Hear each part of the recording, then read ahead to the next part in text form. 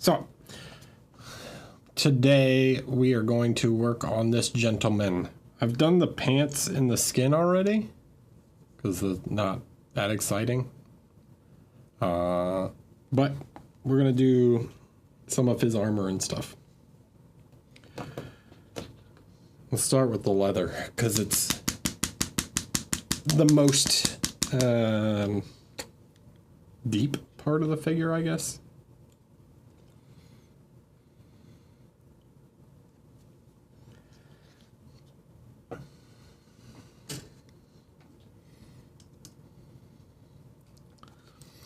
So, I'm just going to take this brown. I'm quickly going to get some base coat on these guys, on this guy.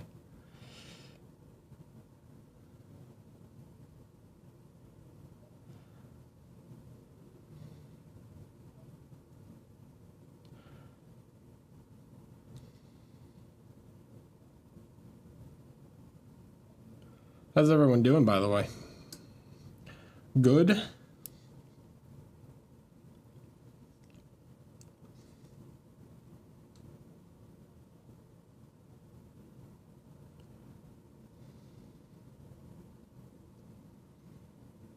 Chillin'?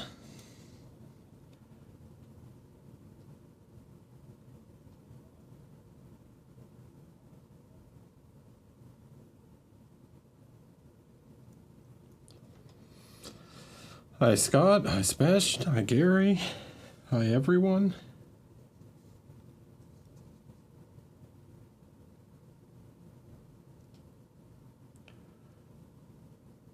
So I just want to make sure I get a pretty good base coat of this. This is like a really dark brown. I'm doing this before the armor just because these armor plates go on top.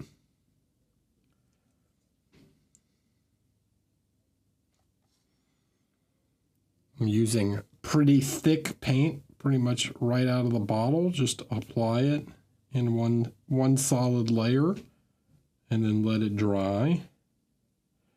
Not trying to get fancy or do any blending or anything. Just apply a layer and let it go.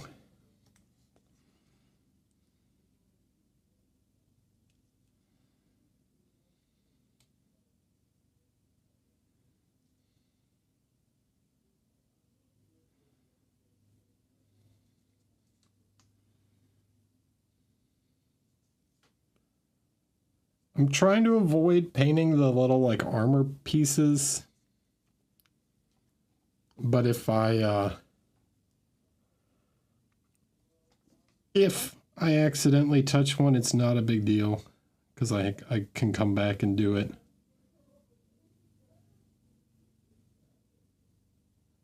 But what I do well now means less cleanup later.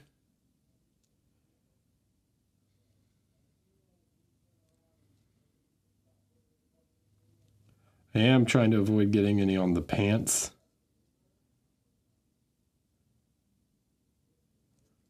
That I don't want to have to clean up.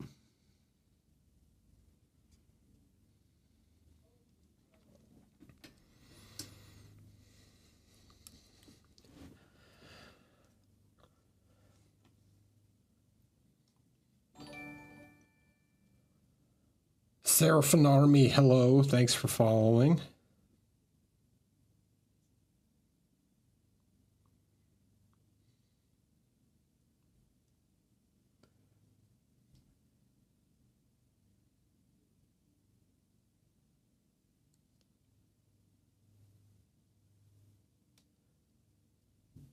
Get his gloves.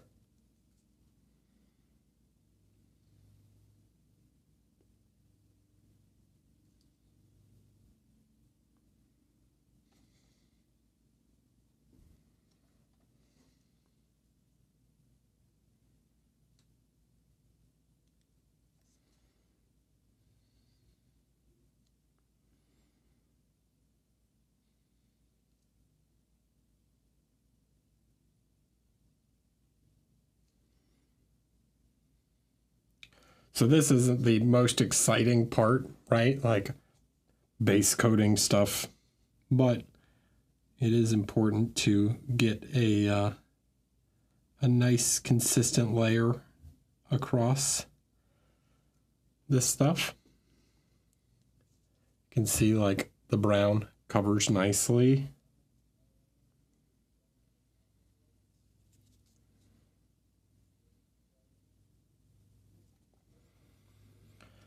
The more exciting things will be when we start doing some of the freehand.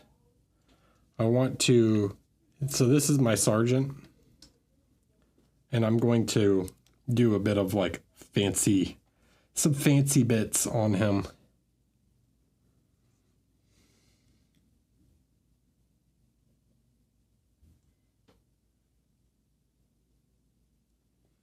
Okay.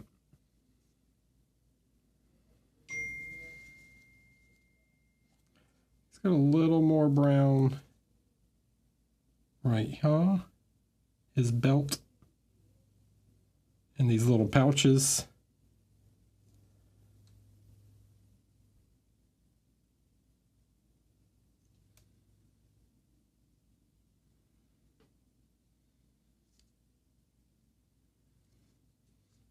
And I think that's it.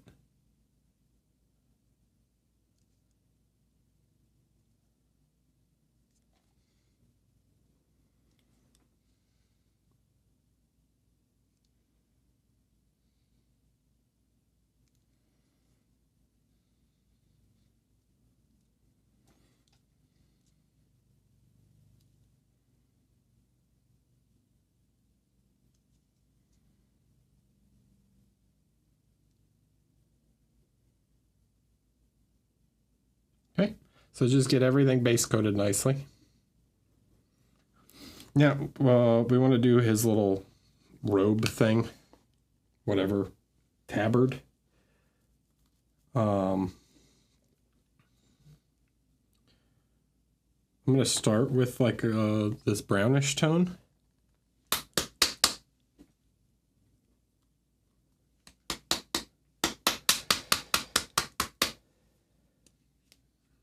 Do I want this one or do I want something more yellowish? I'm going to go with this. I'm going to go with like an earth color. It's a little more yellowish. We're going to have to build up from here, but this gives me like a nice starting point.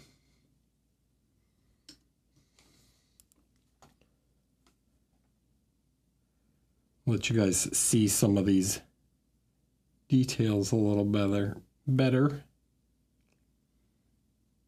Okay, so just thick layer, right?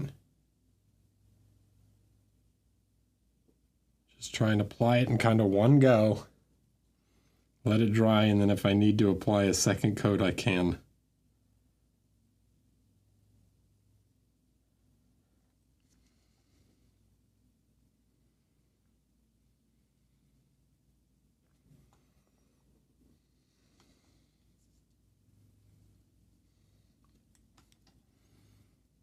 And then his little, whatever you want to call these, seals.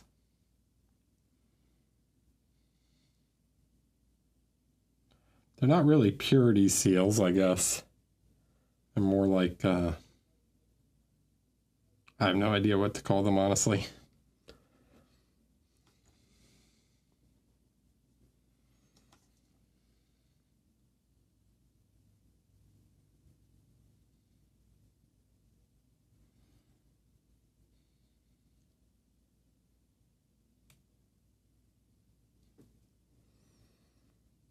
All right, so just start to get this stuff in.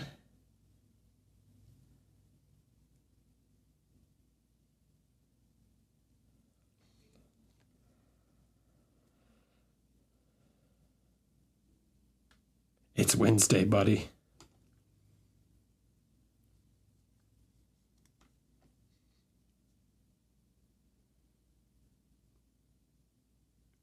So here's where I'm doing this because I knew it would be pretty difficult to try and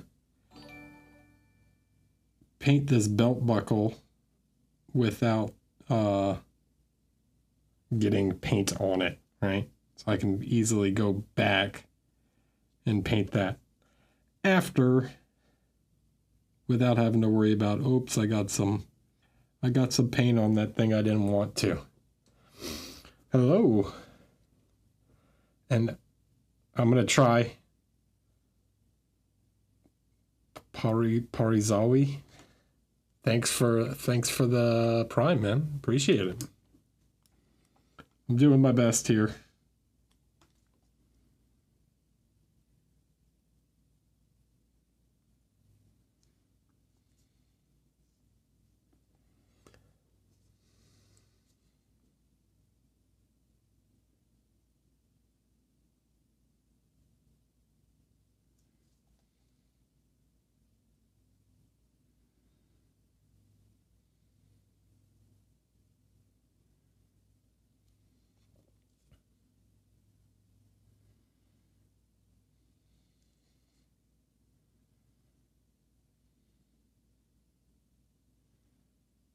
Okay. So we start to lay that out. I might as well put some on his little purity seal also. Just get some color on it, just so we know it's, we know it's there.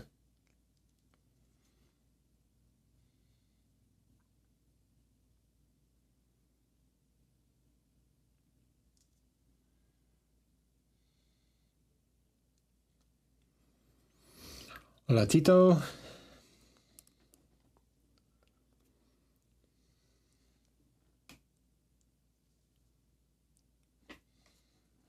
Right, okay. So we've got kind of the tabard and the boots or the leather laid out. Let's put some highlights on the tabard. I'm gonna go with, where is it? Because I don't want it kind of tan. I'm going for like that parchment kind of look, but not necessarily like actually parchment.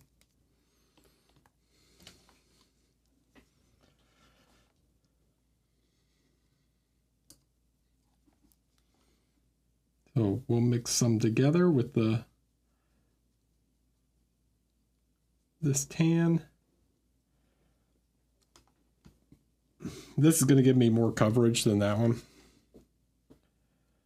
And I didn't get like a perfect coverage, but this was just a base layer to kind of start. This will give me a bit more coverage than the last layer. And these are going to go up quite a bit in light.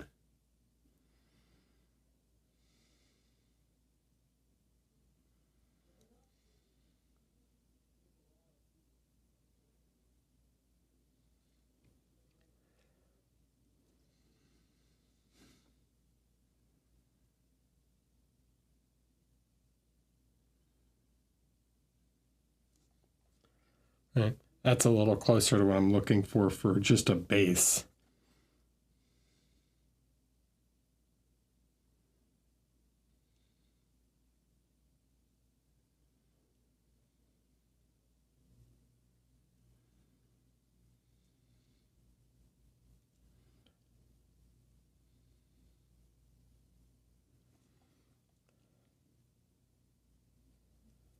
I did. I had a good chuckle about all the hex stuff.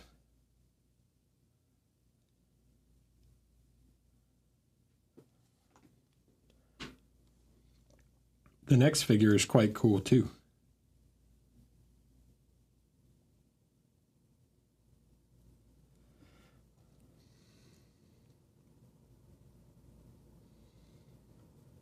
Hi, Christian. So next week, obviously need to start thinking about a new big project for the stream.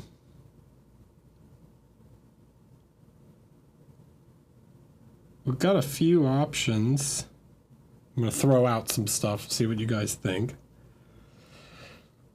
We've got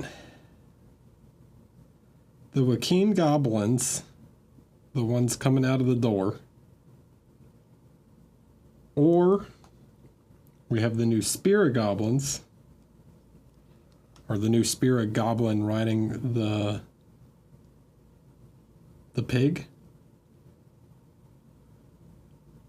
Or we could do the Mindworks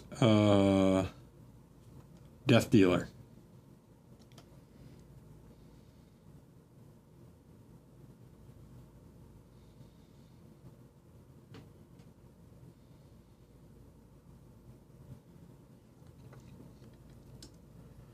You guys let me know what you think would be exciting.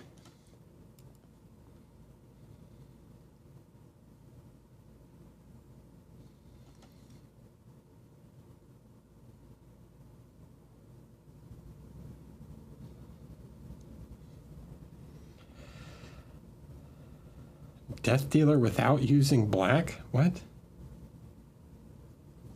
Why would I not use black?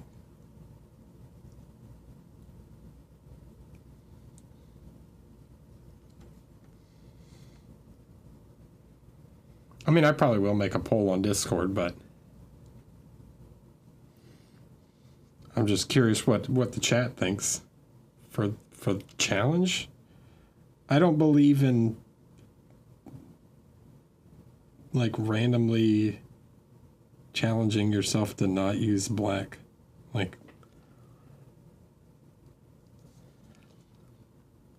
it doesn't make any sense. Just use black. Why not? I mean, I could mix my own black, but then I would still just be using black.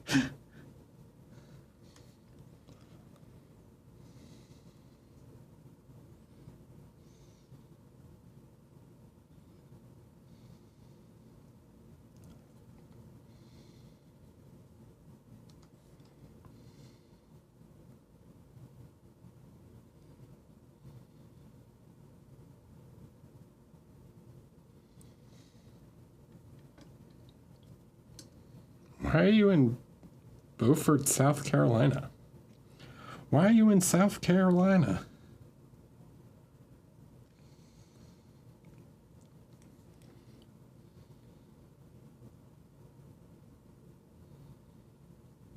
Okay, so these have little like crinkles and wrinkles and blah, blah, blah, blah, blah.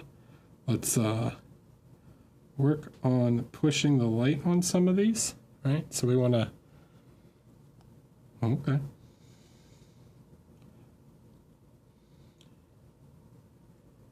So we want to reinforce some of these shapes, right? So thinking about the planes that are sort of facing upwards, continue to push the light. So get these nice folds in it. What up, Ethan?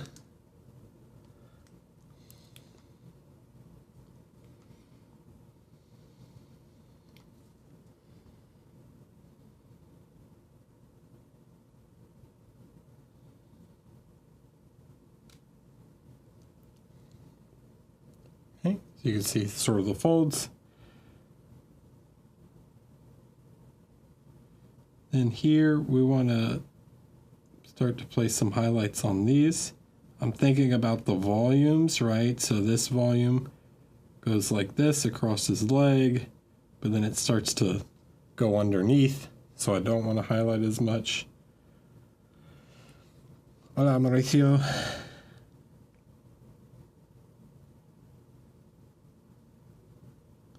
This one faces a little more upwards. And we can connect like that.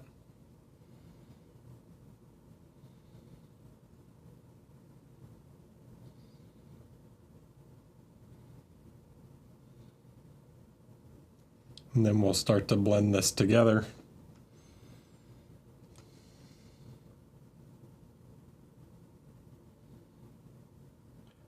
But I'm just trying to establish like the general shape, right? The blending can happen out after. I'm just blocking in the shapes, thinking about where the light would hit.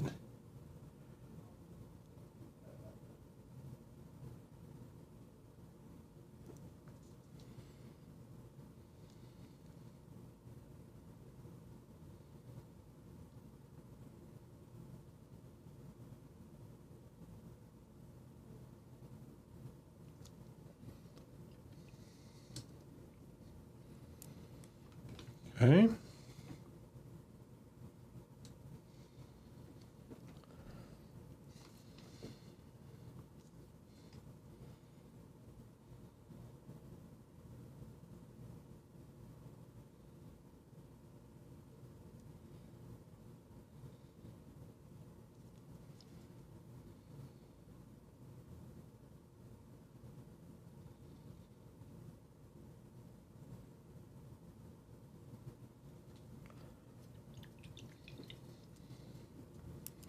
Something like that. All right, but obviously this is rough here, so we've got to come back. Gary, it doesn't matter to me because I've got to paint all three anyways. Well, technically I don't have a commission for the Death Dealer. I just want to paint it. But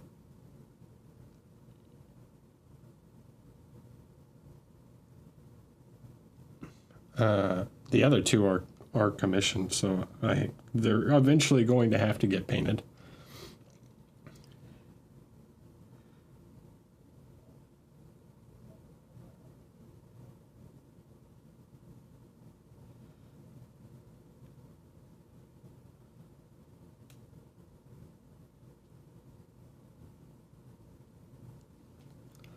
I think when you become a commission painter, you start to lose a bit of that muse that's like, oh, I really want to paint this. It's like, you got to paint them all, you know? It's work.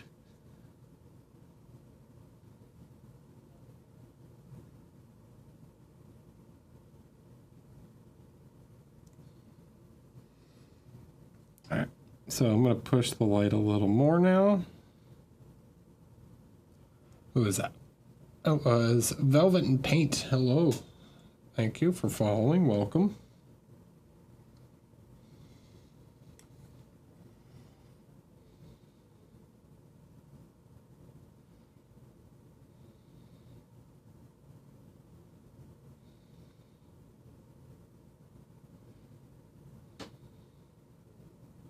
So see how I kind of join these? I'm going to zoom in for you guys. So I've got all these little bunched folds up at the top. I'm kind of like making them join together, right?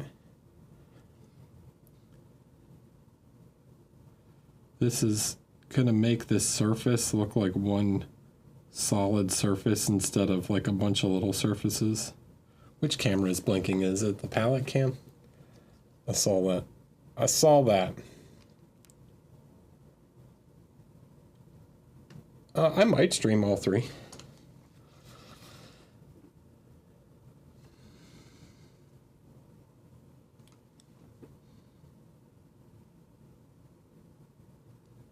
It's just which order.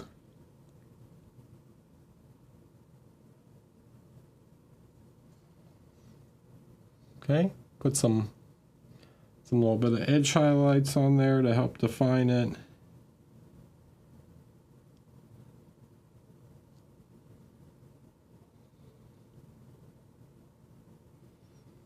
Definition is very important when working on small scale like this.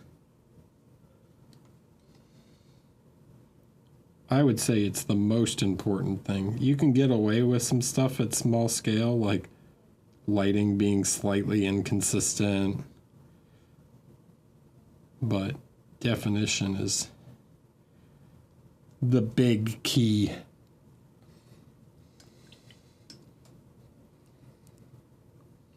Okay, I'm gonna create a glaze of the sky.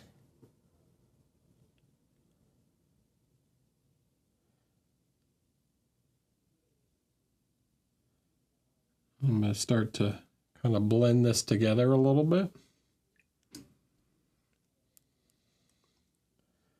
See you later.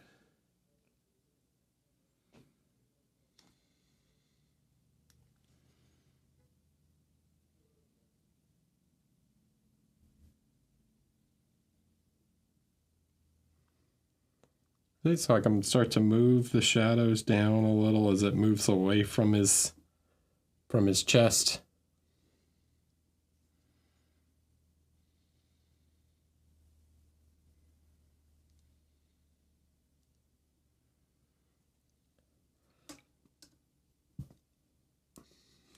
Okay.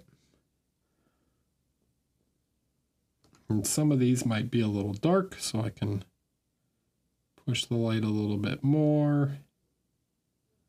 Don't want to overdo it. I need these things to stand out against the gray and black armor. Okay. So that means possibly having slightly brighter, like kind of overdoing the shadows a little bit, just so that the robes create a nice contrast between the two. Because the pants are very like neutral gray, and his armor is very black, and the boots will be, the leather is going to be quite dark also. I want this to give like a nice shape to him, right? This to stand out and create some more interesting shapes.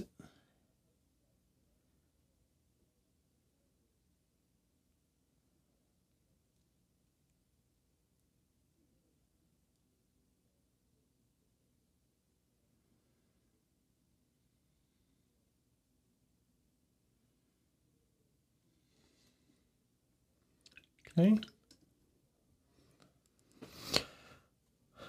How much would you charge to have the Death Dealer painted, or is that not Twitch suitable? That is, I'm not going to answer prices on Twitch.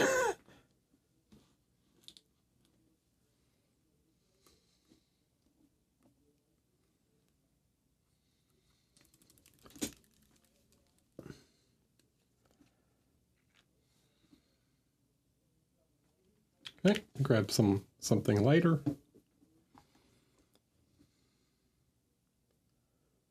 What was my favorite mini in the Kingdom? I only bought one. I didn't get Witch of the East Star. It was sold out by the time I saw it. I just bought the one guy. I didn't buy the one with the beta cards because the beta cards are kind of getting to the point where it's like, I know they're going to come out.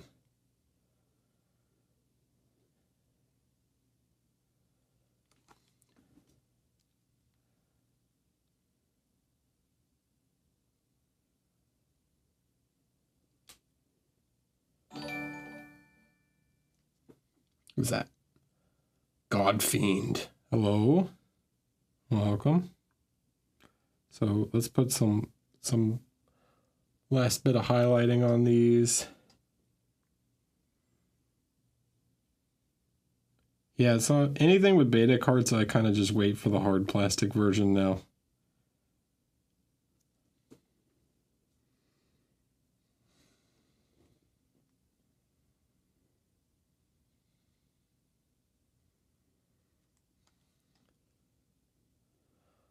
The black is just Vallejo black primer.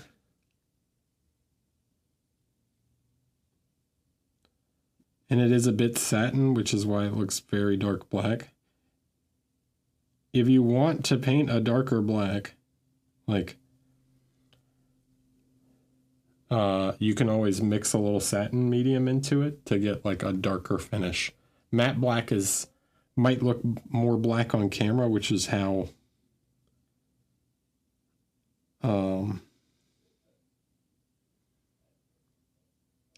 like Musso black and stuff works, where they really like push the matte so it doesn't reflect any light, but it tends to not look as black in hand, where slightly more satin,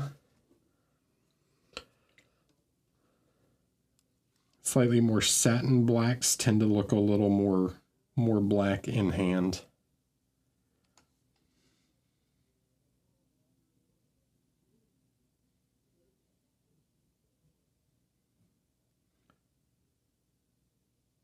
Vallejo model color black was one of my favorite blacks, but I think the Atom black, this one, I think is actually like a pretty good substitute.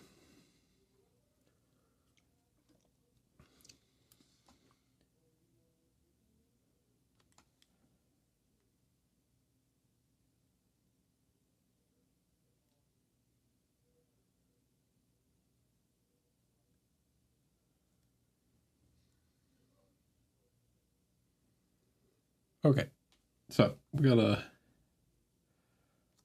fix some of these blends.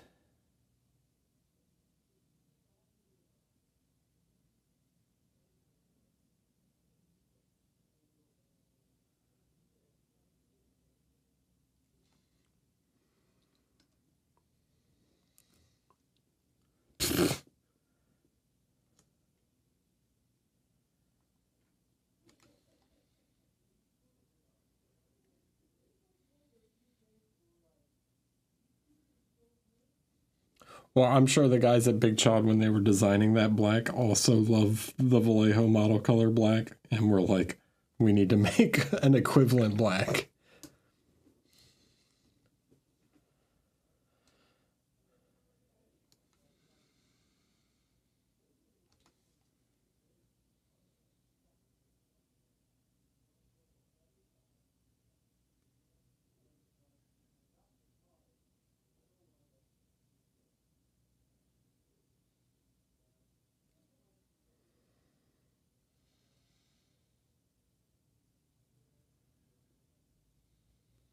Okay, put a little highlights on the edges down here just to, you know, like I said, give them some definition.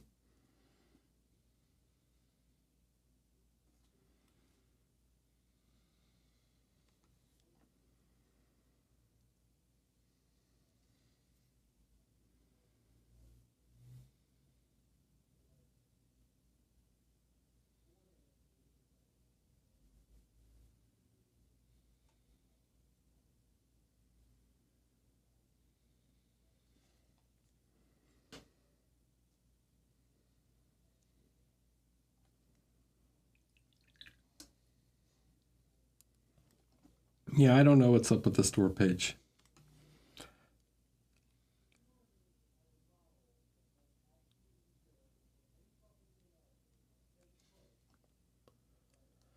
Sorry. All right, let's push the stomach bit of the tabard a little bit.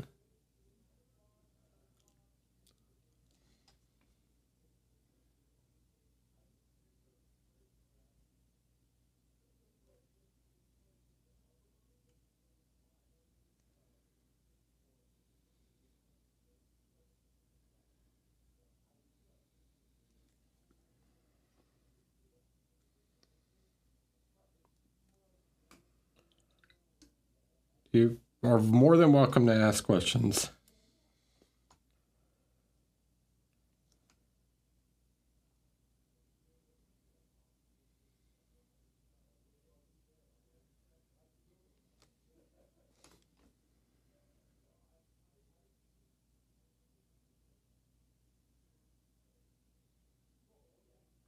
Fire away.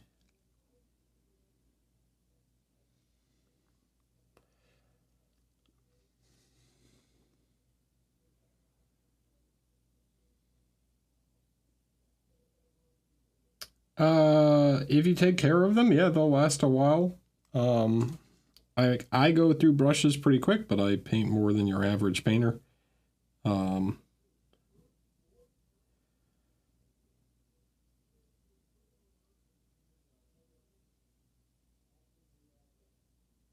You could try, and another way to make them last a little longer is to like use older brushes for stuff like base coating, and then use your nicer brushes for like finishing.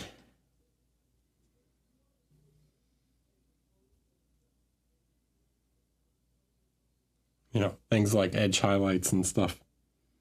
Like the one I'm using right now is a brand new brush, but I was using an older brush when I was doing the base coats.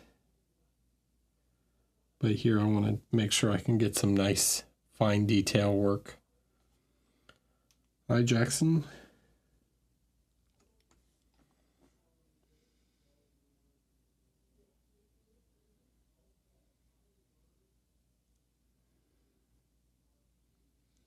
A brush never goes bad, it just has a life cycle.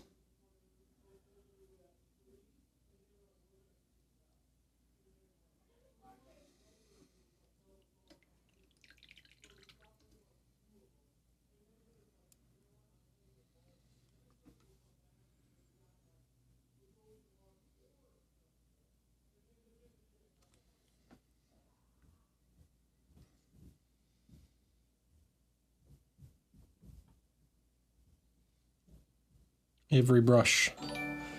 You start with it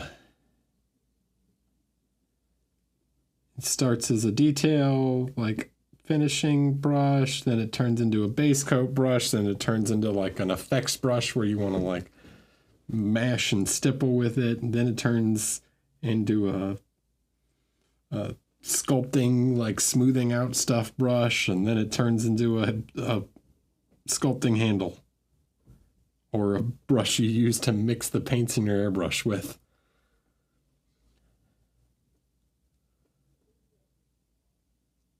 This is a size 2. On this, no, I use big brushes.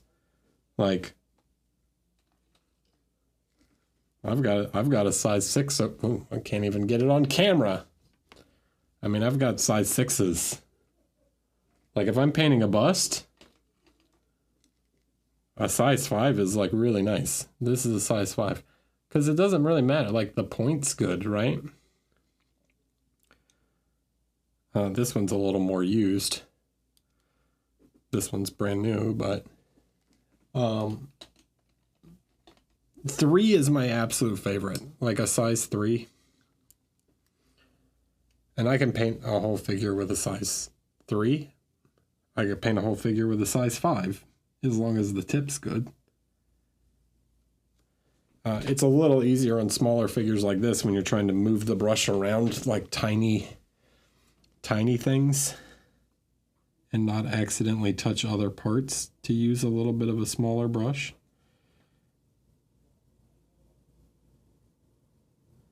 But too small of a brush and the paint starts to dry on the brush, and that's really annoying.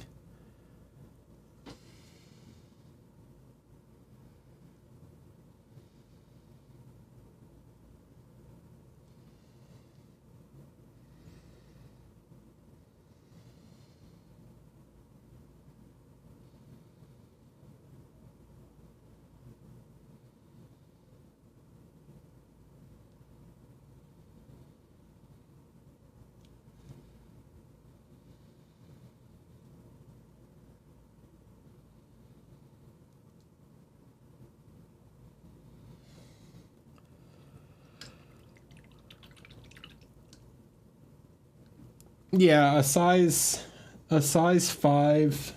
So this is a size 5 Artis Opus. Let me come back out. So this is a size 5 Artis Opus. They do run slightly smaller. Not too bad though. And this is a size, that's a size 4 Da Vinci. So you can see they're like basically the same.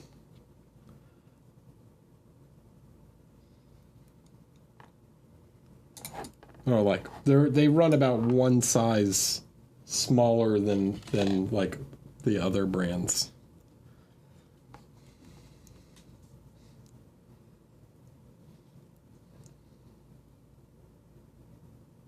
So a 3 in Artis Opus is like a 2 in Winsor Newton.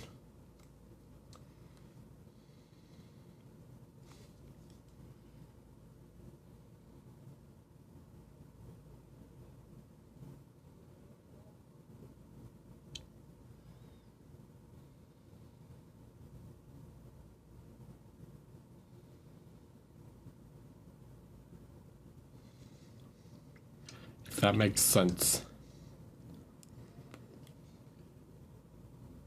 Okay, I'm just gonna apply kind of glaze here.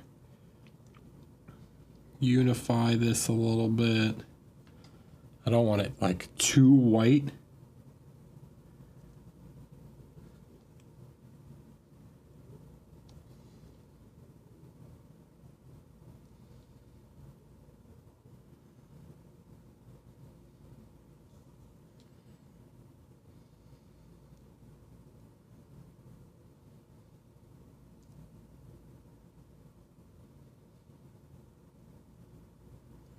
Okay, something like that.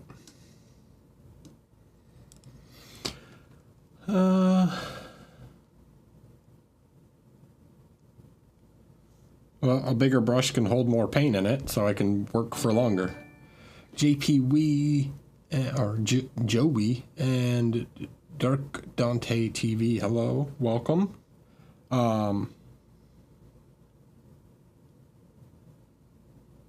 No, a wet palette is definitely better. I would highly recommend getting a wet palette instead of a ceramic tile. Paint is going to dry out. Like, ceramic tile is fine for like oil paints and stuff, but your paints are going to just dry out on a ceramic tile.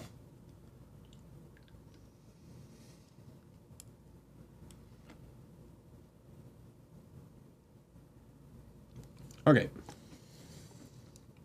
Black.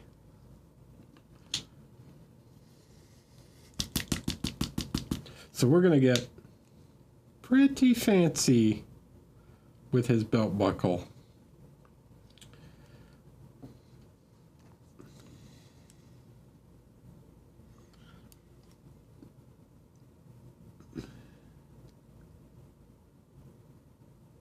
Okay, I want some nice flow.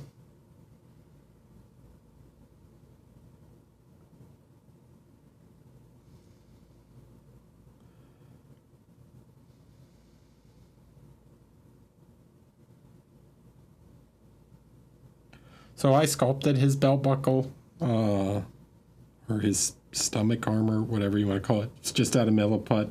I just placed it on top and made a little bowl, and then smoothed it out into this kind of round shape. I did not sculpt anything fancy on top of it because we're going to use what is like, if you've taken a class with Will Hahn, his Trompe, which is, I'm sure, in the incorrect way of pronouncing it, because it's French and I suck at French pronunciation.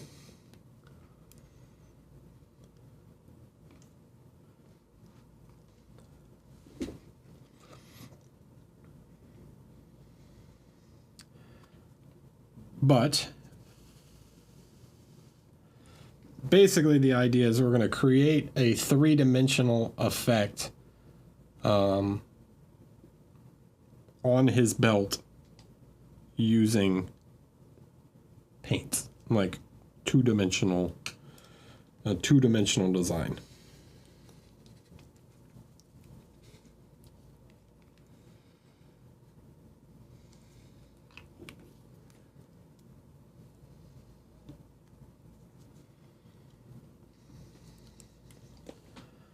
So what that means is we're gonna grab the old glasses, and we need to draw the design, right? So we're gonna have to draw the design, and then we'll build up the three-dimensional effect from there. So the idea is I want to create a trim. Right, so I'm just going to go around the whole belt with this gray.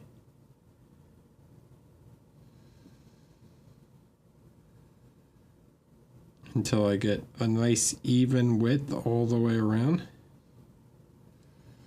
I want a nice consistent line.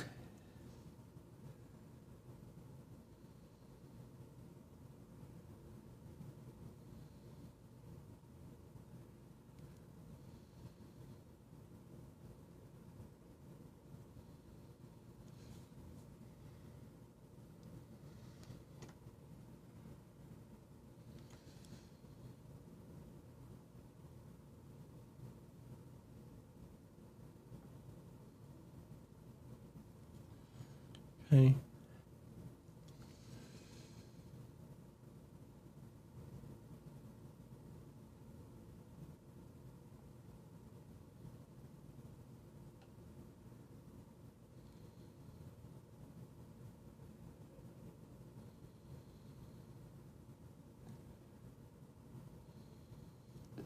If I get like too big in some parts, like it's very easy to go back and do the black over top.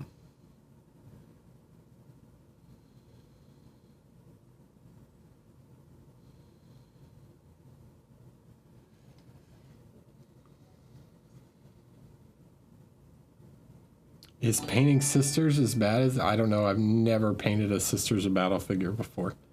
Flawed A's. Hello.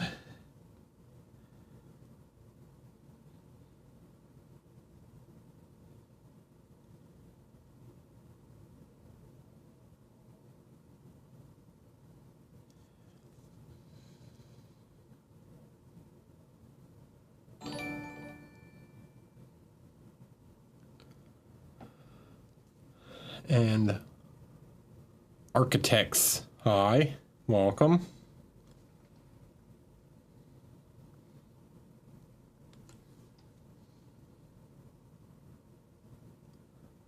Yeah, I don't know anything about painting Sisters of Battle. I don't see anything like in particular about them that would be any more annoying than anything else.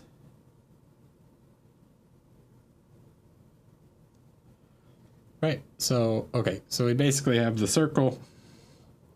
The bottom left is a little off. So we come back, we take some of the black. We come back and we paint the negative space to just even that out, right? So we get a nice clean circle. So that's going to be the trim.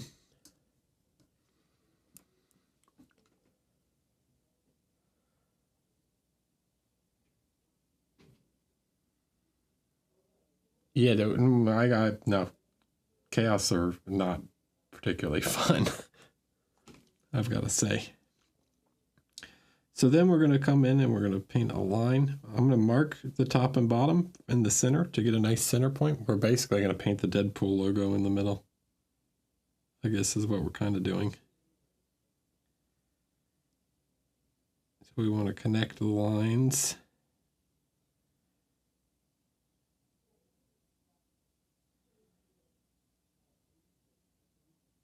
Right, I'm trying to be consistent.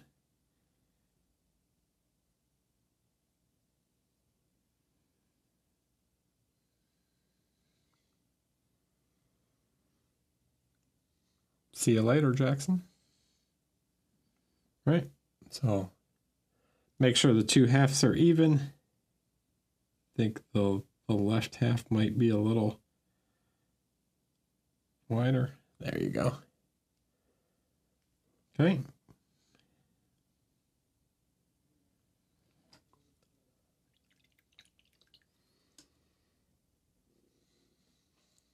There you go, guys. How to paint a Deadpool logo. I'm kidding. That's not all we're doing.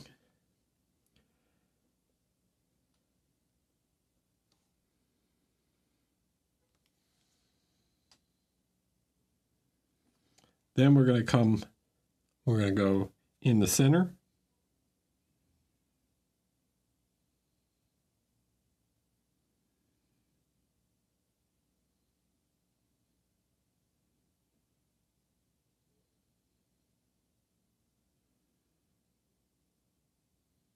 Okay, paint a line across the center like that.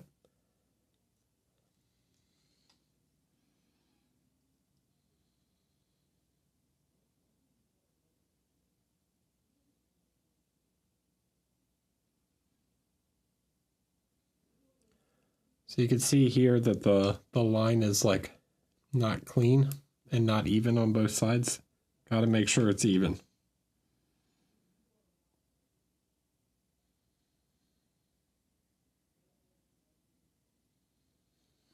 Okay. Like so.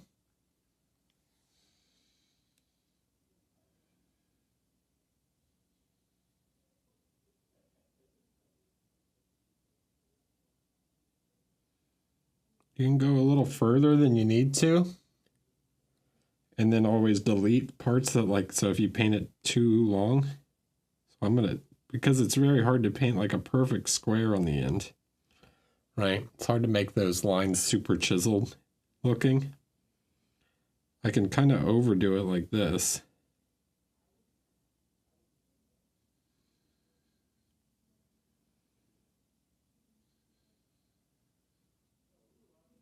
Where I painted a little long. And then I'll use the black to clean it up, right? I'm going to cut back in with the black.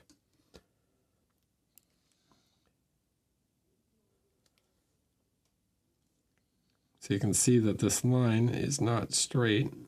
Using the black, create a little mark to make that line nice and sharp on the end.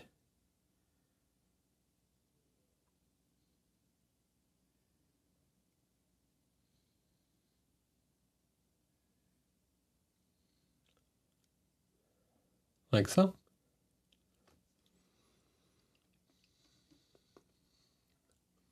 Has anyone figured out what we're painting yet?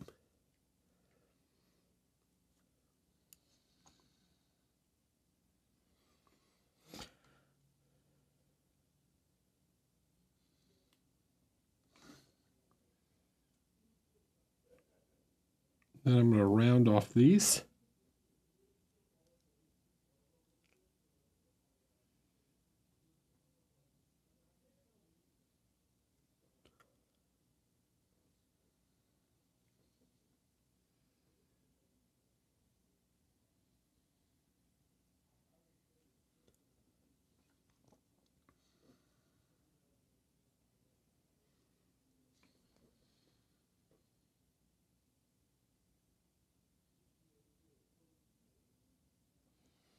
Here, I'll grab one so you can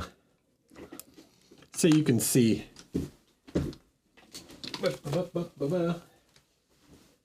Where is he?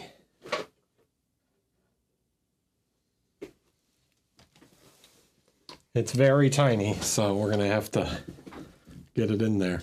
But this is what we're painting. The Inquisition skull and bones, except for the top and bottom of the eye is like we're doing it like a big loop.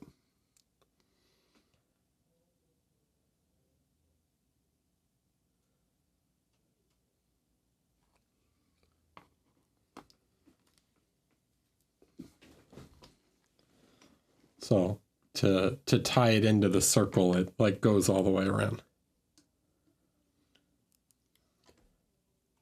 Okay, so this is like the first step. Obviously, I've got to paint the skull too, but I'm going to paint the skull separate because we have to work in layers, right?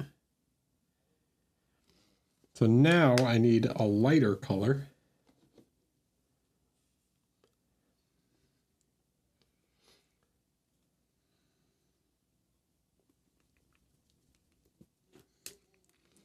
A lighter gray. And we will start to create the effect of the metallic. Come on. Okay, and this is going to start to make it look three-dimensional.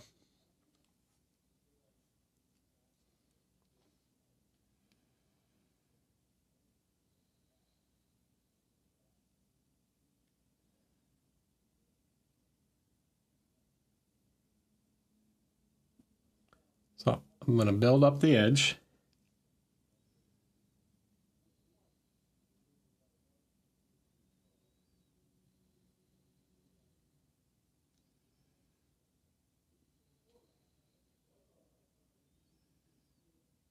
The top of the eye is going to be the brightest.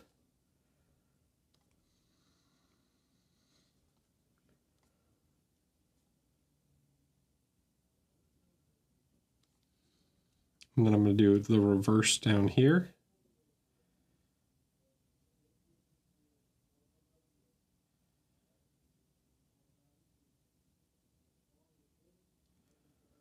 Okay, something like that.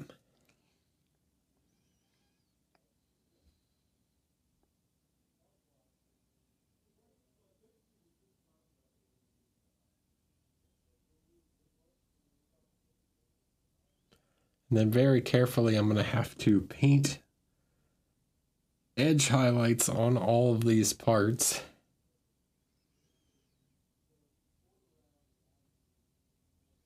Which if I go a little overboard, it's fine. I can always come back and clean it up with one of the other colors. Right, so I'm painting a little line, little line, little line. See, that one's a little off, so I'm gonna have to use the black to fix it.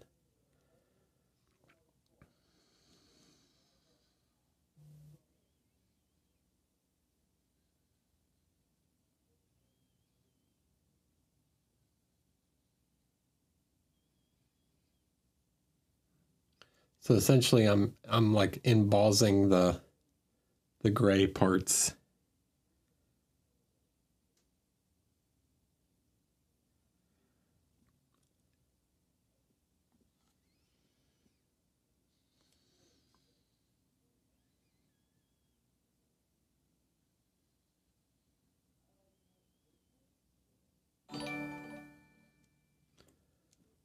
Hmm. Hello. Oh, hey, Kyle.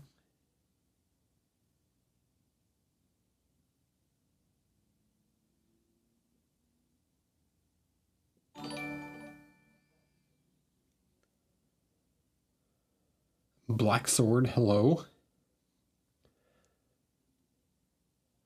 All right, so, right, the edge highlights is what really gives it this three-dimensional effect. I'm gonna do another effect too on like the inside with the black, but we'll get to that in a second.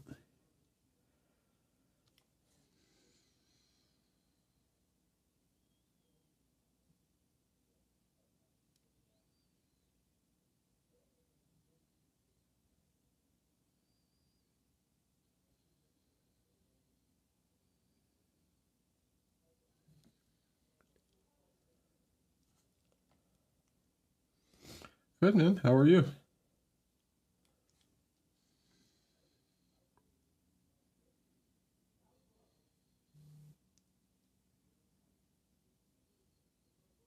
Okay. Build that up.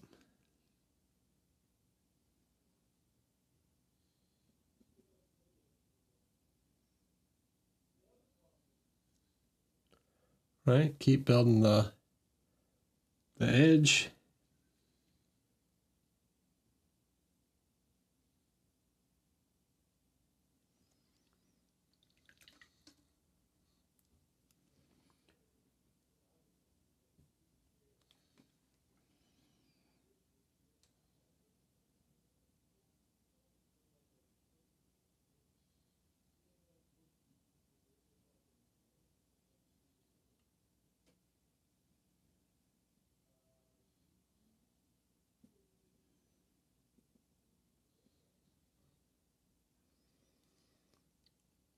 So you can see in certain parts, like, yeah, I might mess up. I might place the brushstroke a little too far, but that's fine because like here, that one's too big, right? So it shrunk that middle section.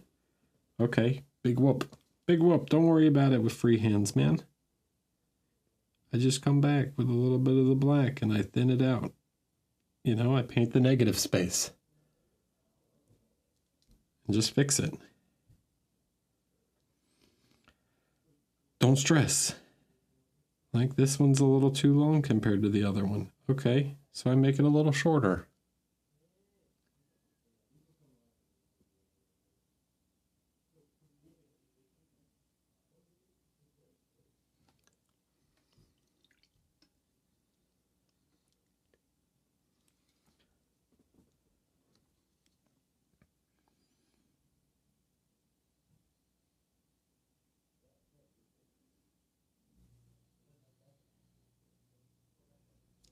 When you're doing freehands like this, change your idea of like what is the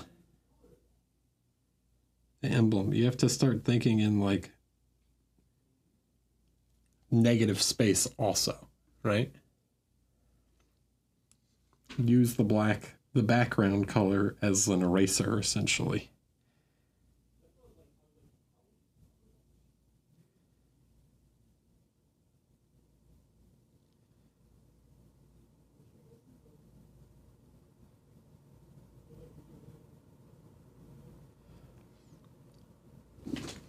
Let me get over to the left a little bit. Okay.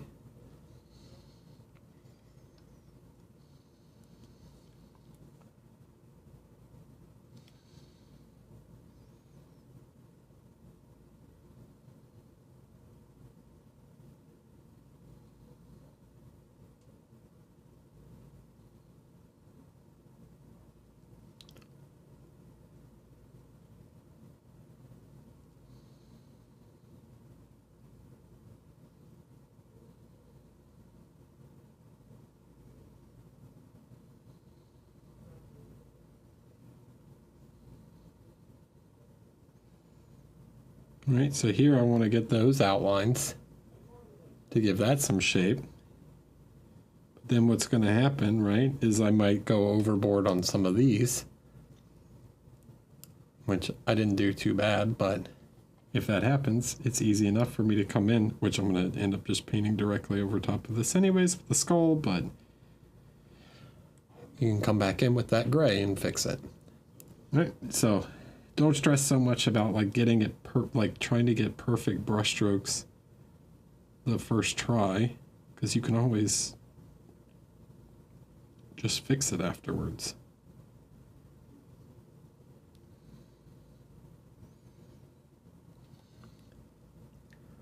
Okay, so now we're starting to get some shape to it, right?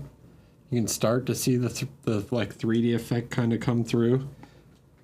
But as we build up the light even more, so now I can move to like a sky gray. This is even lighter than the last one, and then eventually to like a white.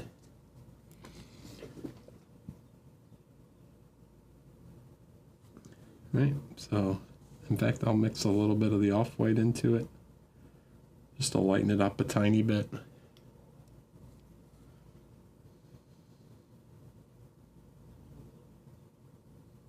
Okay, I want the top left to be the really shiny part.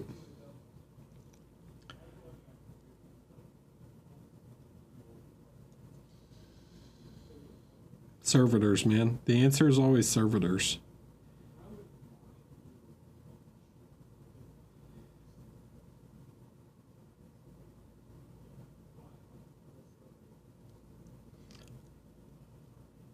Right, so I push the light a little bit more.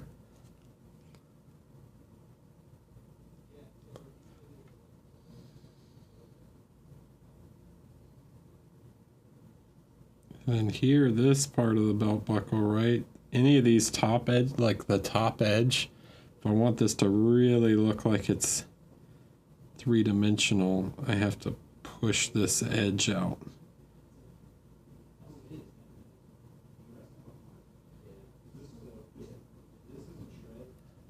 Right? And all this light and contrast is just going to make it look more 3D.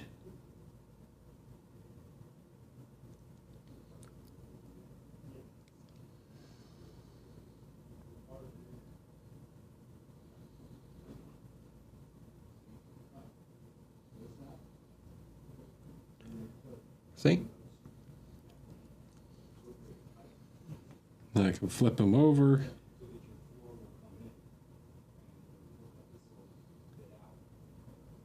Use the side of the brush to catch this edge.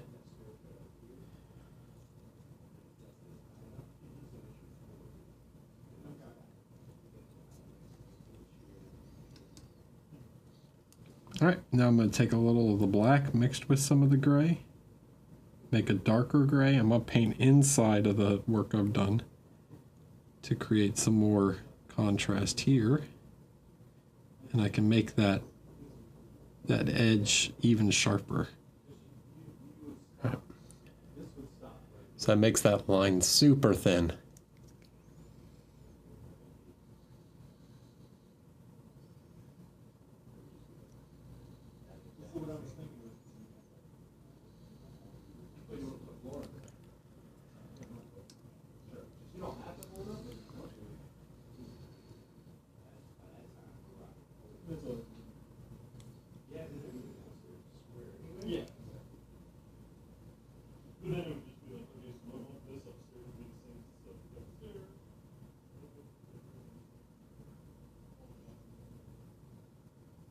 I want the top edge on these to be a little brighter.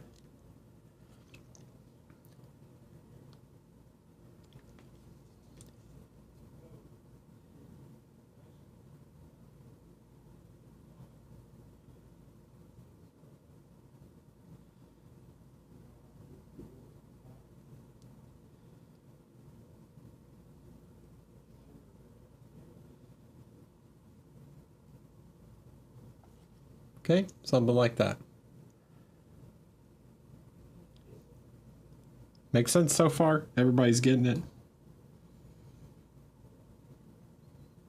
This kind of effect seems less intimidating now.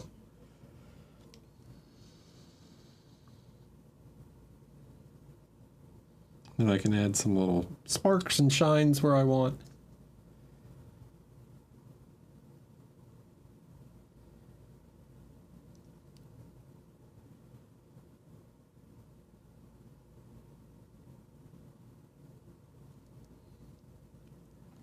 Okay.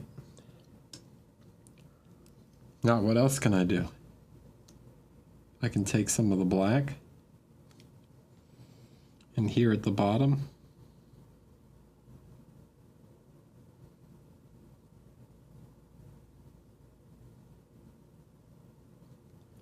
I can paint a little circle. It's not really perfectly centered.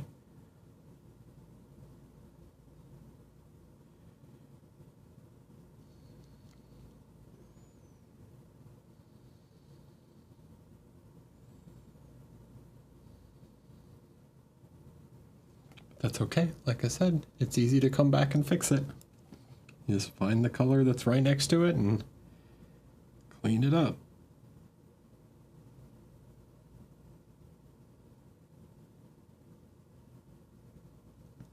Right. I got two little circle dots. And then I take the gray.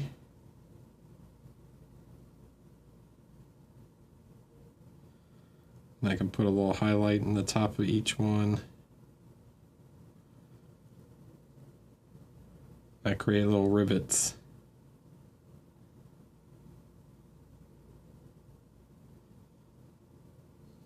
Right. They're not there. They're just flat.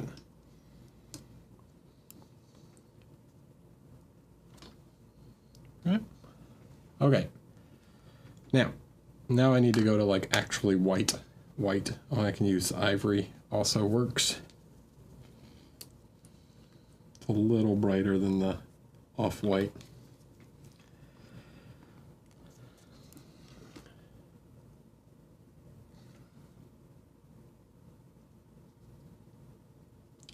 Okay, now this one's just going to go, I'm not going to do the whole edge. I just want to get this top left edge, kind of the top edge of here, just to really make that shine.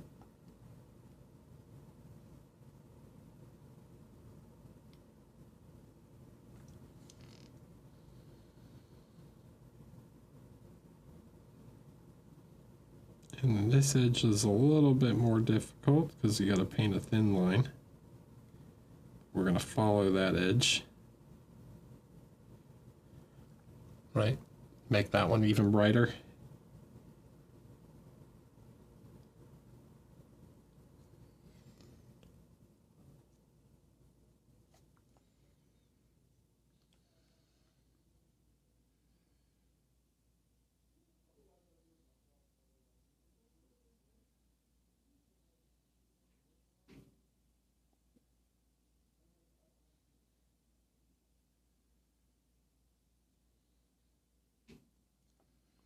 Then in the top corner,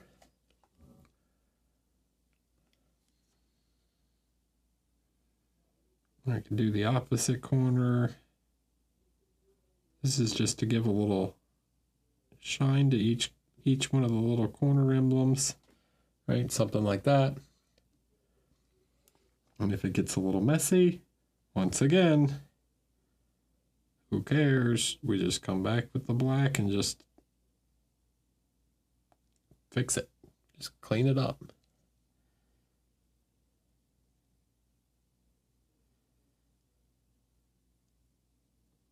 Right, we just slowly cut in until we get that edge just how we want it.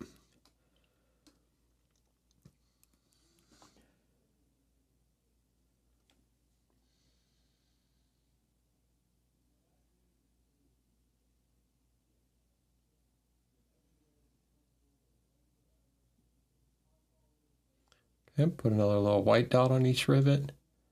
Then they look 3D.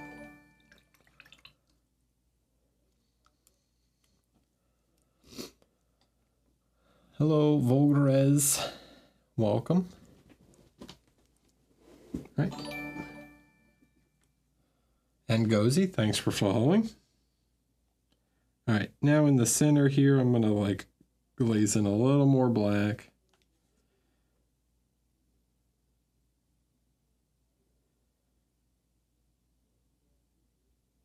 This is all going to get covered with a skull, but it should give me like a base to hide, like give a dark shadow behind that skull. I'm going to push the contrast a little bit more where I want it. All right, so now we have a nice shiny belt buckle.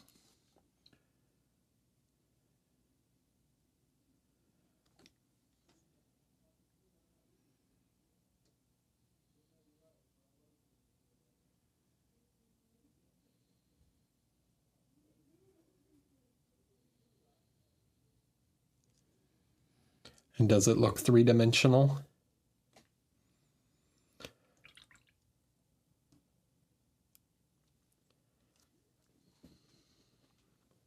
Let's zoom out. If you didn't know, would you, if you didn't see it, would you know that's flat?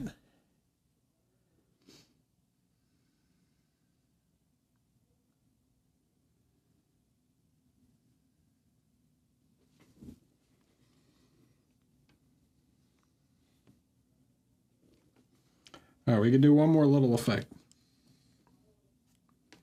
We're going to take some turquoise, which normally I would use mine, but I have this just sitting right here, and I just want to do two little lines. Actually, I have the steel gray, which I use for these guys also.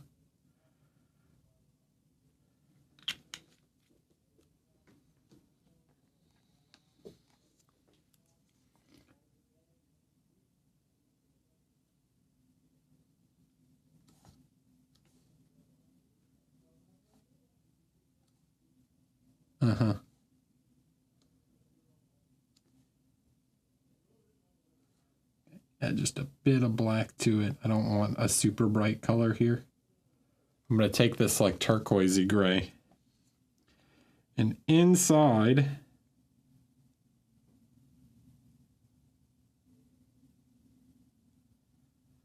leaving a really thin black outline, I'm just going to place a little bit of light at the top of the black background.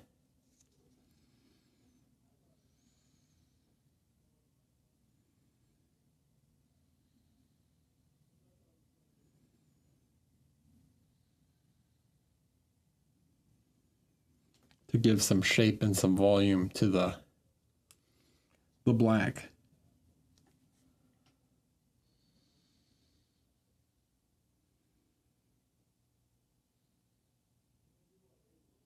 Right?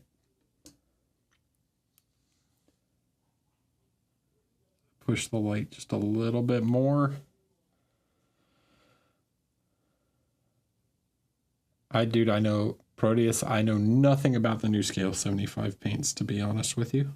I have no idea.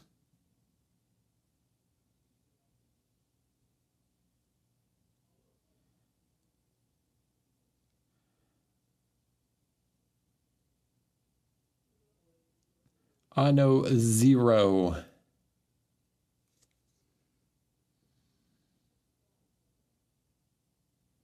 Okay, so we just create a little blue highlight in there.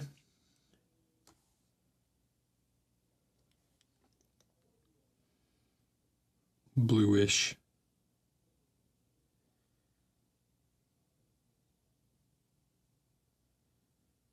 Then we blend it together a little bit, and we create a kind of background for the belt buckle, right?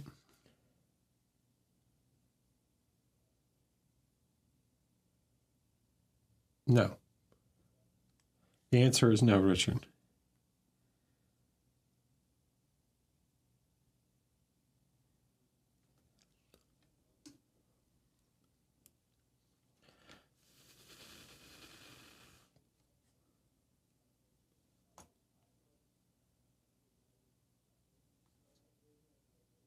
It's always been down to personal preference.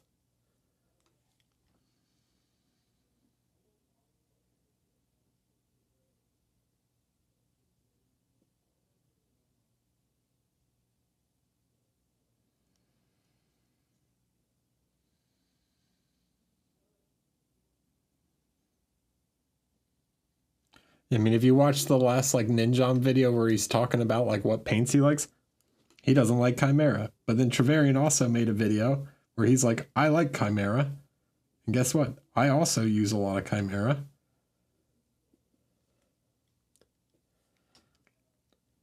So who's right?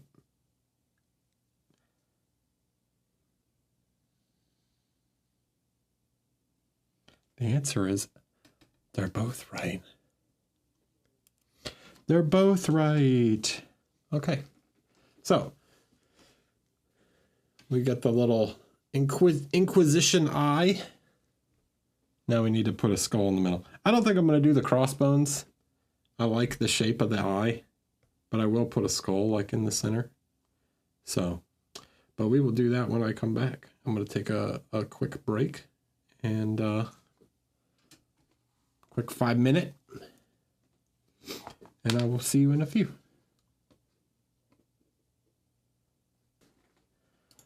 All right, I'm back. Time to paint a tiny belt buckle in between. Are you ready? Or a tiny skull on the belt buckle.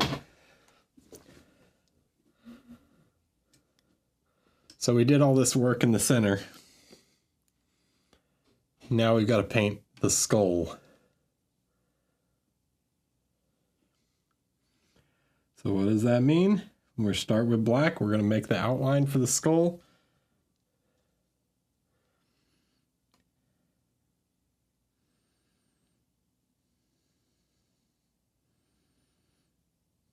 I'm going to start with a circle.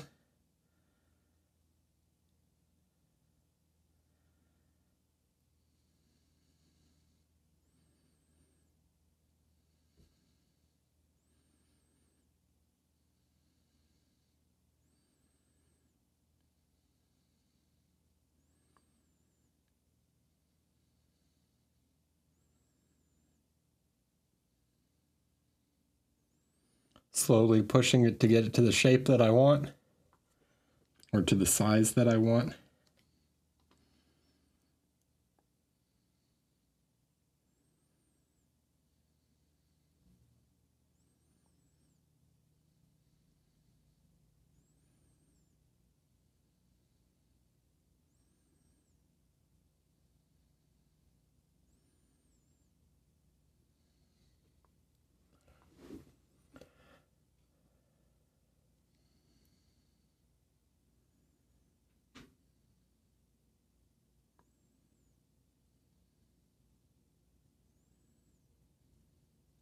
Okay. All right, so we get the circle for the top of the skull.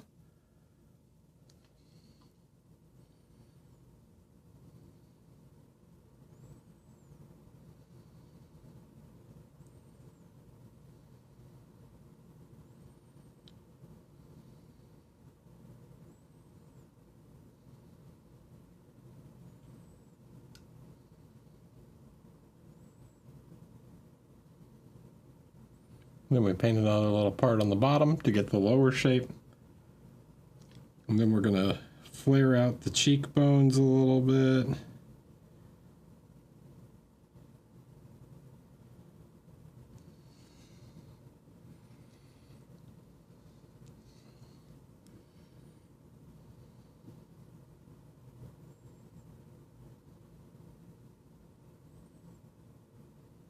Okay.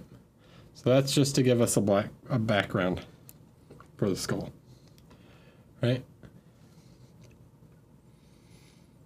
Then we're going to go back to the gray again, and we're going to paint inside of that.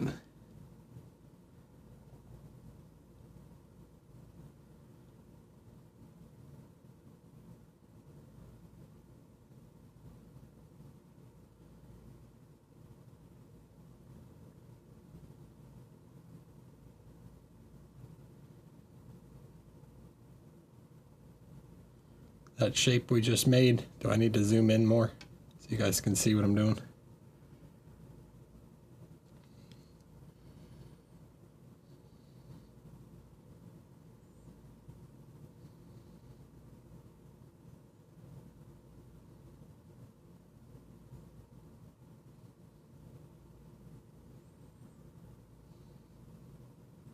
So I'm just going to cover it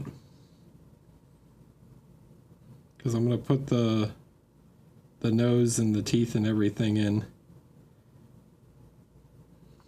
after. All right. I don't need too much black here on the left side.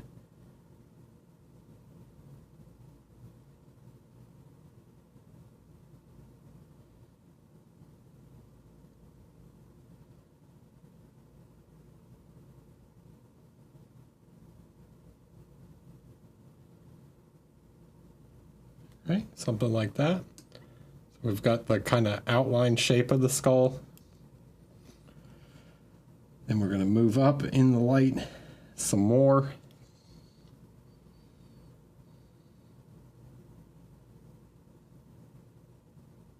Again, we're focusing on, oh, that's a little too much paint.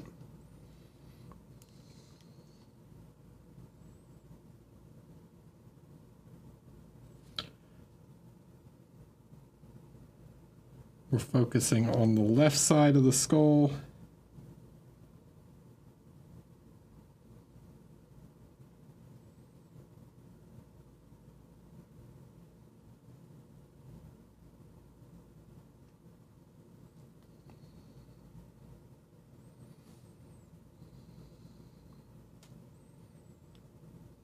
You got a cold? That sucks, man.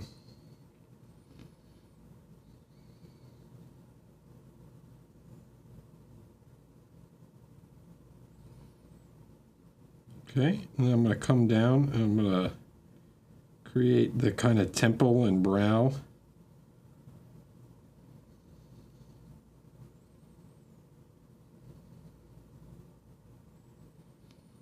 So I'm leaving a tiny gap there. And then this can come back up.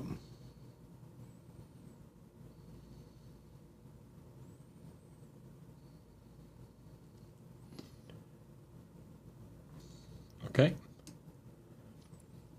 Now, let's try and do a couple dots for the teeth.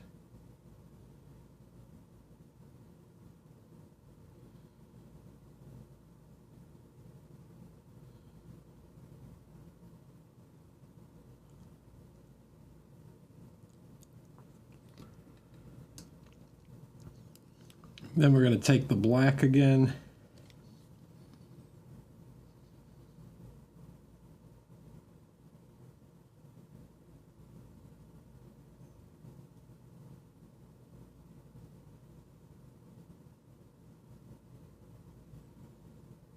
We're going to black out the eyes.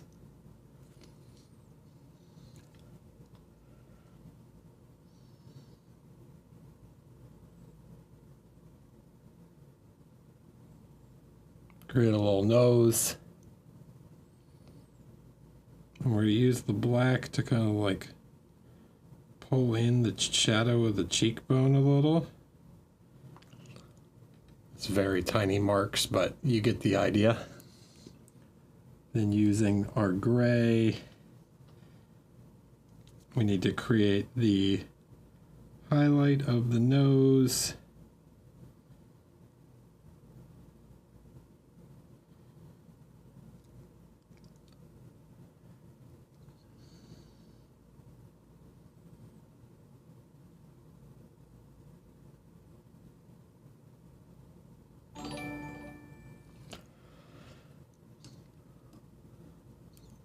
I have no idea how to say that, but hello A6 and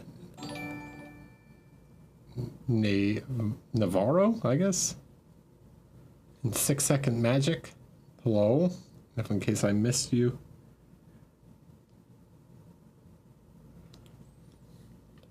Okay.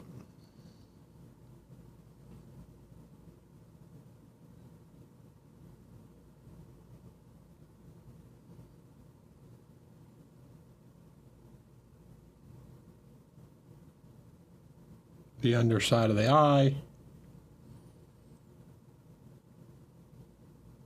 I'm going to switch brushes here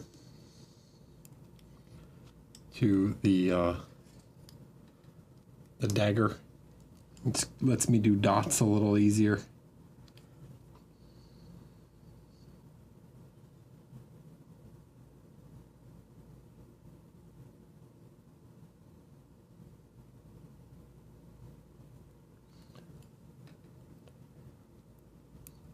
Hi, Pixel Savage. All right, so we gotta, now that we've done that,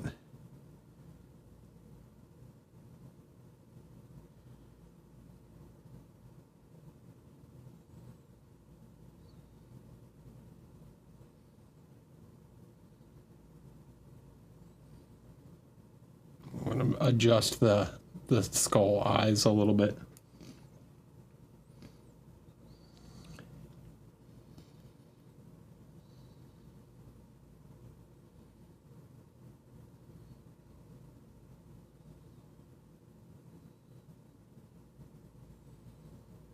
I'm gonna make the eyebrows kind of aggressive.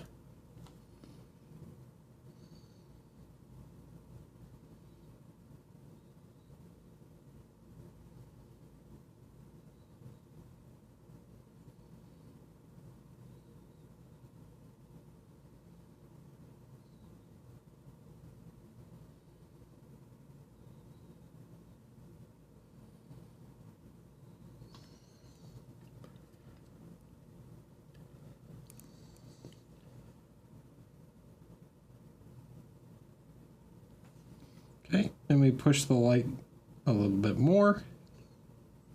So now we're going to use this mixture again. So pushing the light up right to the edge of the skull.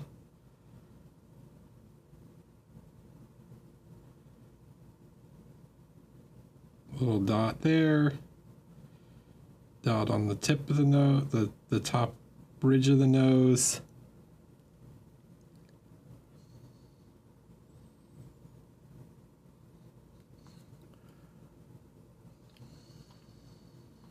Messed that up, but that's okay. Like I said, it's easy to come back and fix.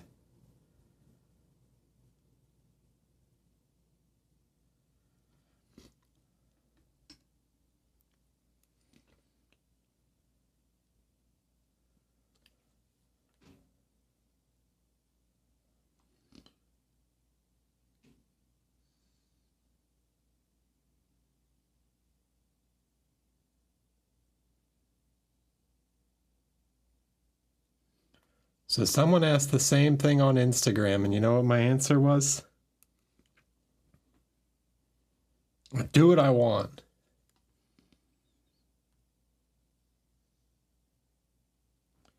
But the in-lore explanation is actually, yes, they could be full-fledged Space Marines that are just wearing scout armor for a specific mission.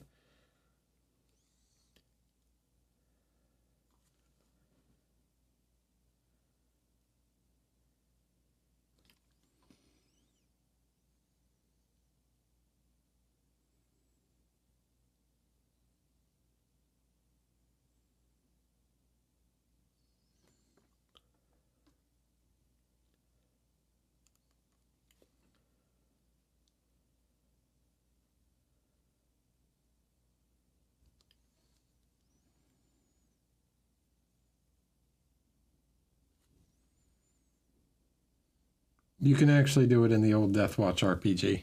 They have options for you to wear scout armor.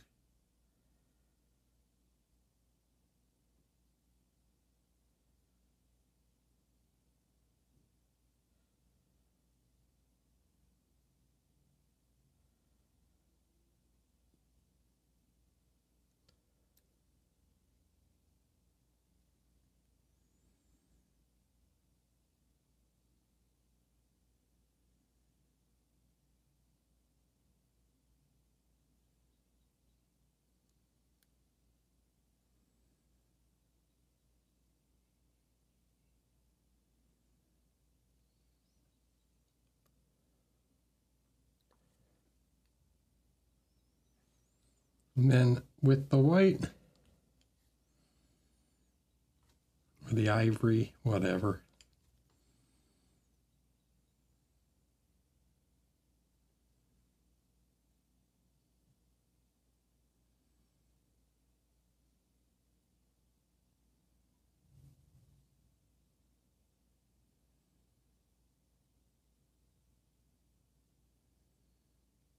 Couple last little highlights. And there we go. One absolutely tiny Death Watch belt buckle. So in case you couldn't see just how small, realize how small that skull is. That skull is roughly the same size as the skull on his chest.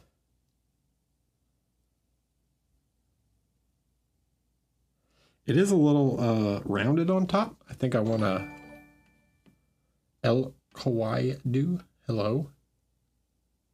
I think it's a little round on top. I think 40K skulls in general tend to be a little more flat across the top. So I am gonna adjust that. So I'm just gonna cut back in with the black to make it a little more flat across the top.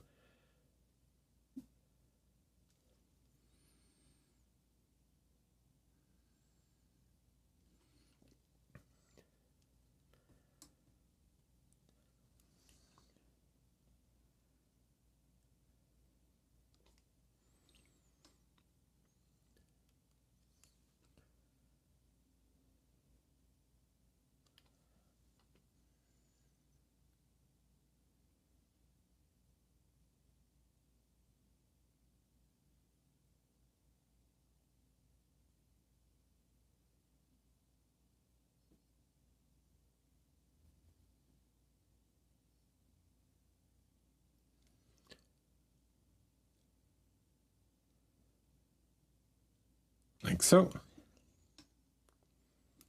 And then I need to grab this guy to clean up a little of that black, that I don't want that outline so thick.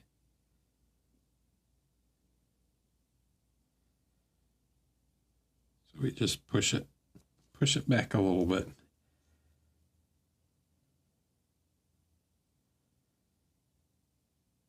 Cool. Any questions?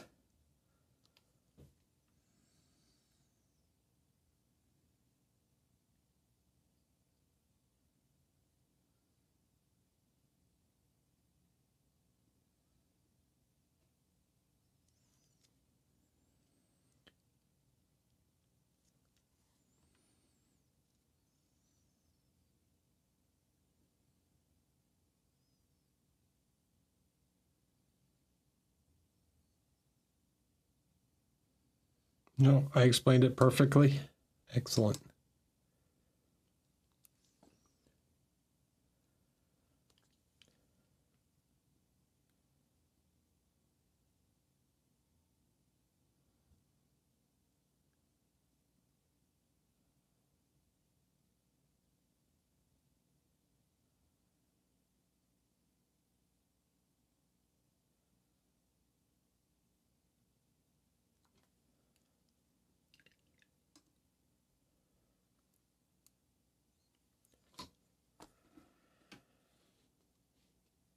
Ta-da!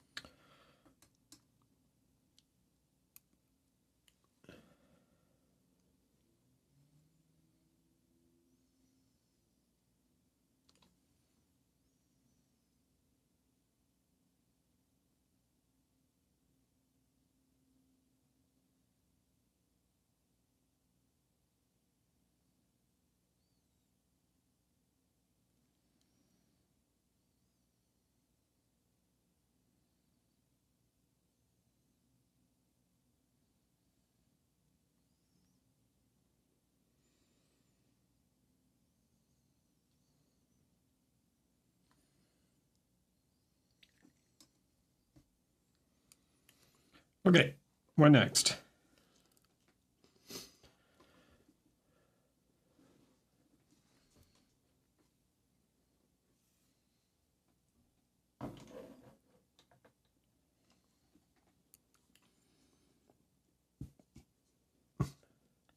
And that's kind of what I wanted to explain for the video. For the video. Hi, wee man blade. I guess we could work on the leather some more. Oy. Crack my joints. He is not bloody. He's going to be a flesh tear. He does. I noted. You must have noticed the Blood Angel's symbol on his chest, huh? But he is a flesh terror.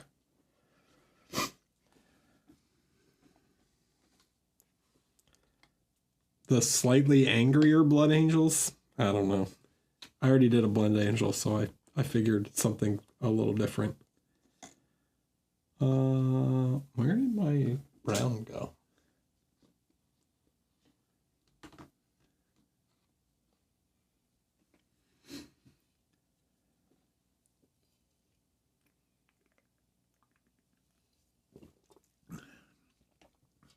Hello? Then I must have moved it. I must have been using it at the airbrush.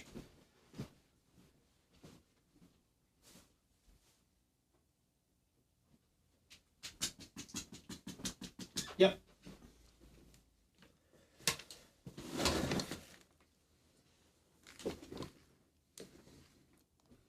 Hi, Striker. Yeah, what if Blood Angels, but more brutal? What if they were Space Marines, but even more angry?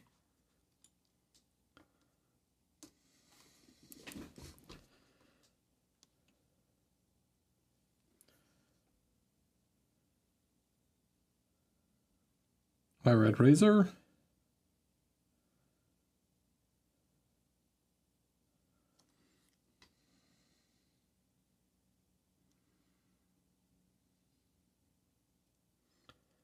All right, so for the leather, I just want to create some volume to the boots. I don't want to go crazy highlighting these.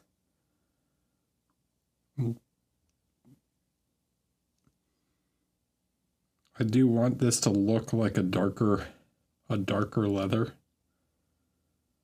but I need to give it some shape.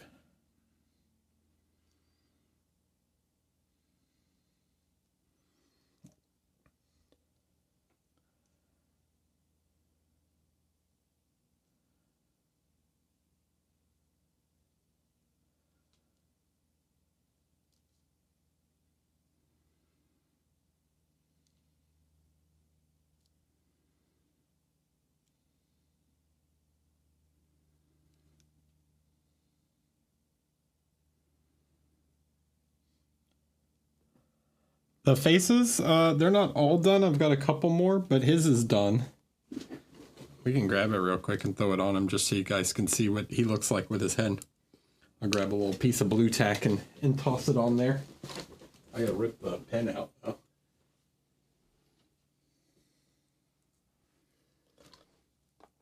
Let's see.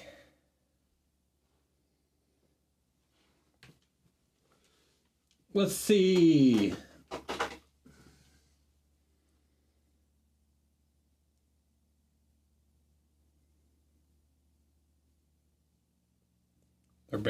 The pins are barely in there. And then a piece of blue tack just to hold it on.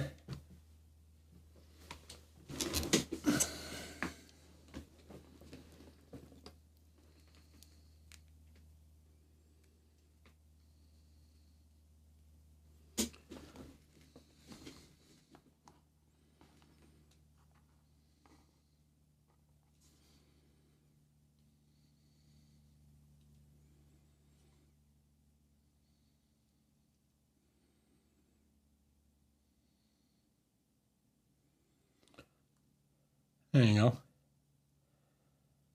go. It's got to be turned a little bit, slightly more pointing in the direction that his bolt pistol's aiming. There you go. That's what he looks like with his head. He's so angry, dude.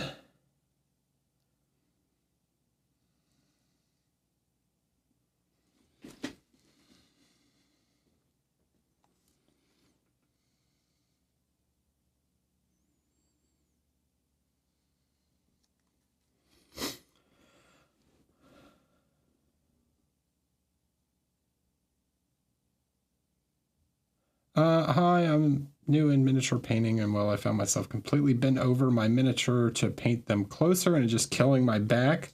So I wonder if those zoom glasses can help out about that. So when I'm not painting on camera, when I'm painting on camera, I have to like stay under the camera. But here, let me switch cameras.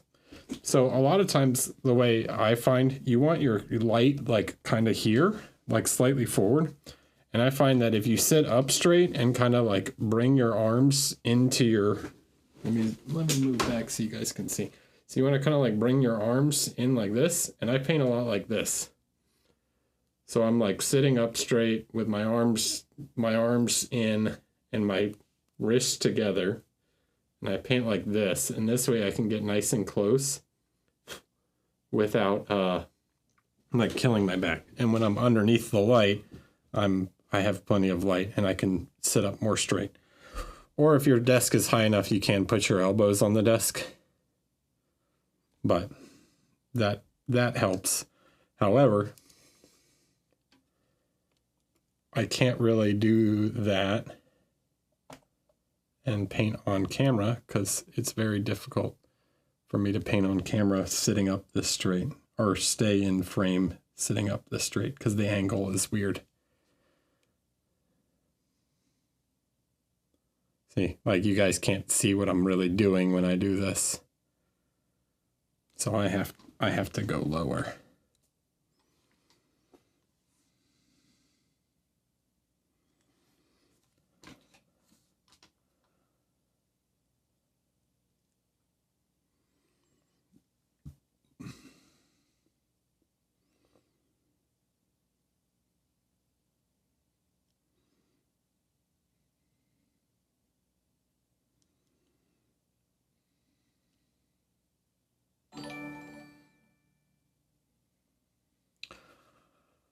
Hello, baby stapler.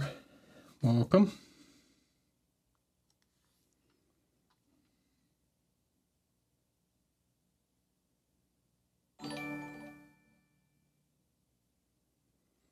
Yeah, the glasses aren't going to save your back. That might help you see better, but the back thing is more just a posture thing. Need to fix your posture.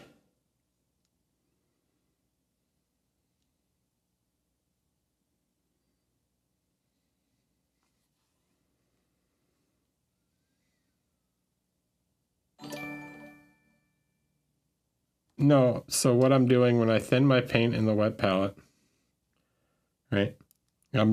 There's what you guys can't see is there's a paper towel off to the side. There's a little blue paper towel. And I rinse my palette in the cup, right? And then there's a bunch of water on the brush. You can see how much water is. I remove the water on the brush. And depending on how much water I remove, so if I remove just a little bit, when I pull the paint out, I can thin the paint based off how much water is still in the brush. Well, hello. Somebody want to link the glasses?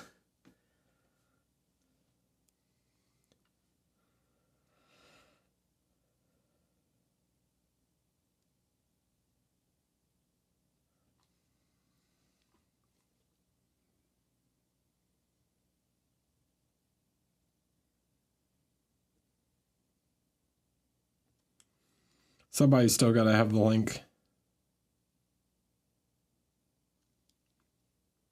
Like I said, I don't wear them all the time. It's more just while I'm trying to do like super fine detail stuff. Like here, I can see the boots just fine. But painting a absolutely tiny skull on a belt buckle freehand. Yeah, I need the glasses.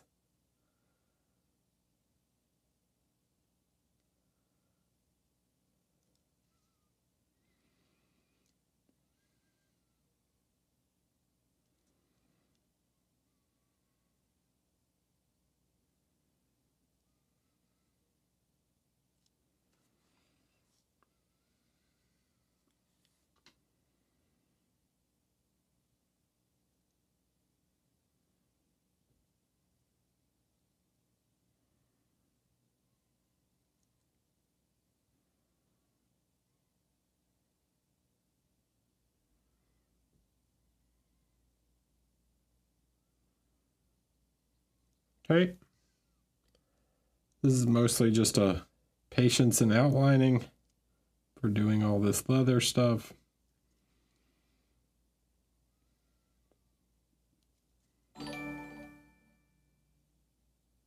Hello, Tecmo Joe, hi, and Leo Baron and B-Rab, in case I missed you guys.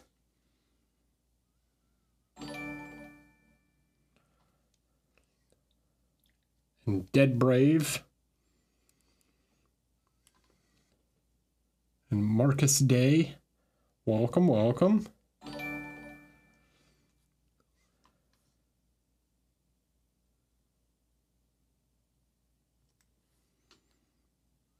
Okay, so once I've done that, here I can start to get some volumes on the gloves. So I want to look at these folds, right? I can start to pick out some of these folds. I'm not making a big jump in color here, or in value, I should say. These are subtle volumes that I want to pick out, and then it's going to be more about edge highlighting on the leather. Need to paint his fingers. His fingies.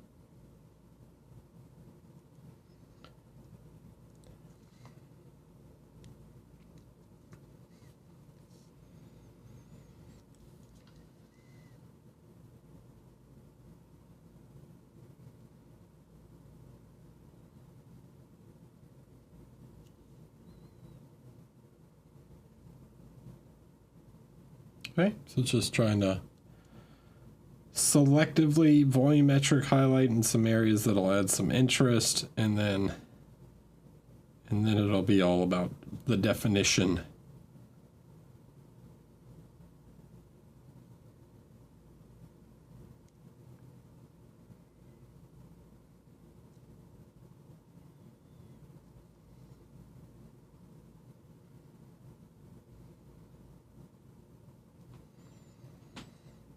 Right.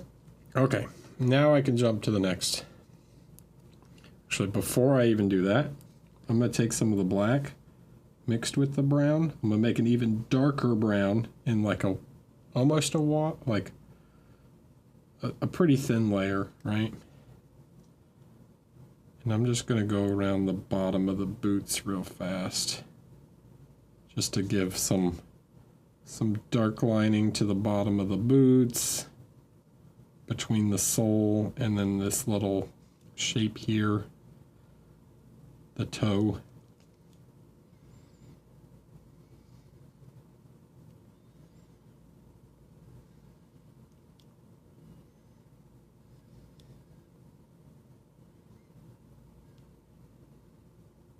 And that's going to further push that definition a little bit.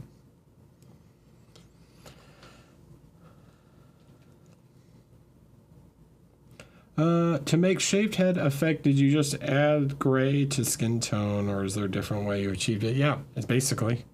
You can, if you want to see how I paint Space Marine heads, you can check out the YouTube video. There is on my YouTube. I'm the same Eric Swinson on YouTube. The last video is of painting Space Marine heads. Not this guy specifically, but you can watch the whole process. And thanks, Dead Brave. Alright, so now I'm going to push a little more highlight onto the toe.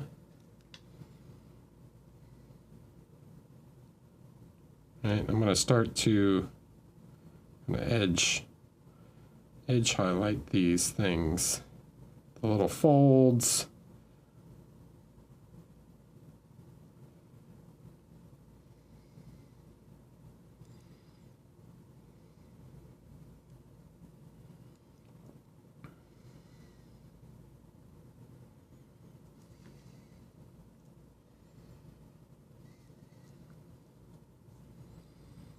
I haven't decided if I want to do like some shoulder trim for him. He is the sergeant, so maybe I will. He's supposed to be he's a flesh tear. I'm gonna have to freehand the flesh tear buzzsaw because I don't have a decal for it. Maybe I'll do like a freehand trim along the outside, just like I did on the belt. Kind of make it match a little.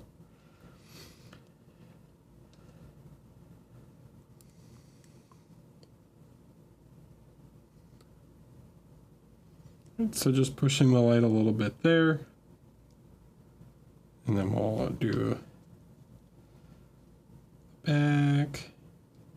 Right, so just a little bit. Just add a little light here. And then the top of the boot, which this is kind of a waste of time because I've got to do another layer anyways, but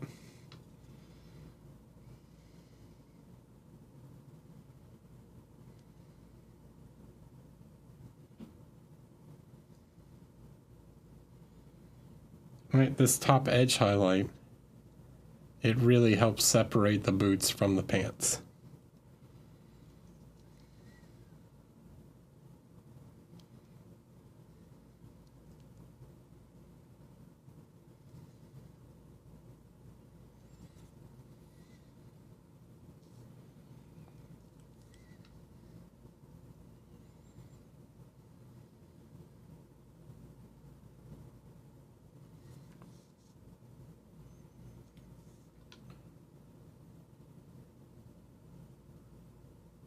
Hey man, that's great. Congratulations, Grozler. Glad your first painting competition went well.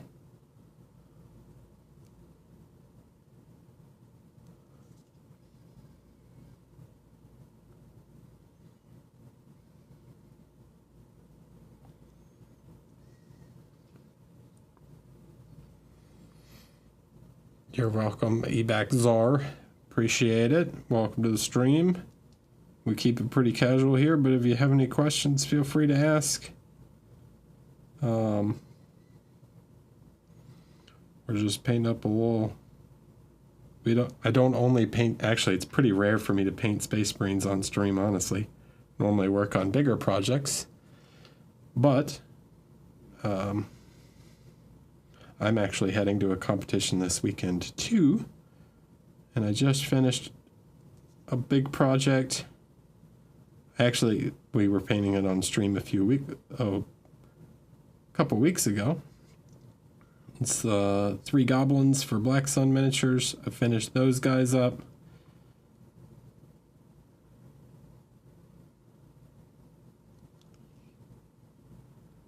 So just kind of relaxing, painting some kill team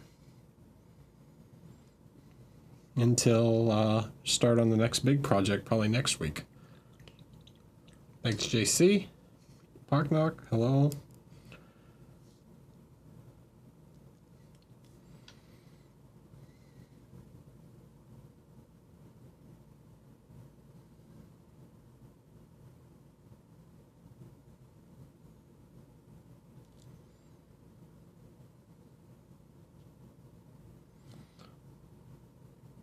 So next week we'll jump into a larger scale, something larger scale, and Have some fun with that.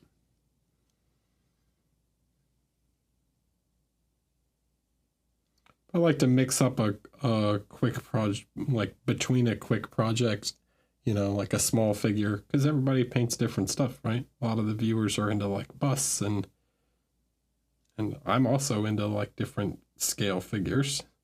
So sometimes I like painting a little guy, and sometimes I like painting some bigger stuff.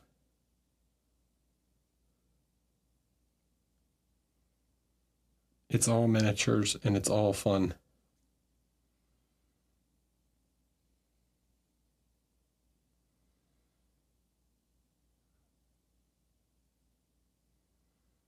What's your guys' favorite scale? New people? Are you mostly Warhammer scale stuff? You like some larger figures? What's your jam?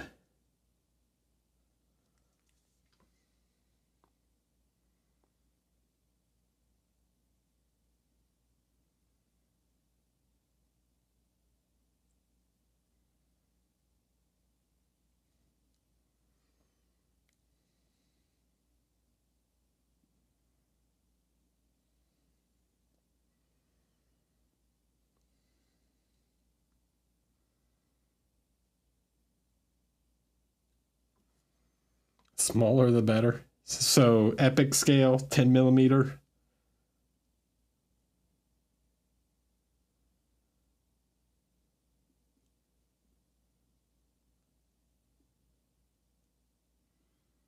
Guys, if you think this freehand is small, I don't remember his name, but there's a guy that goes to Monty, and he normally paints these like tiny, like 10 millimeter soccer teams. And he does like, he freehands all the jersey numbers and the stripes on the jerseys and the little like symbols on them. It's crazy.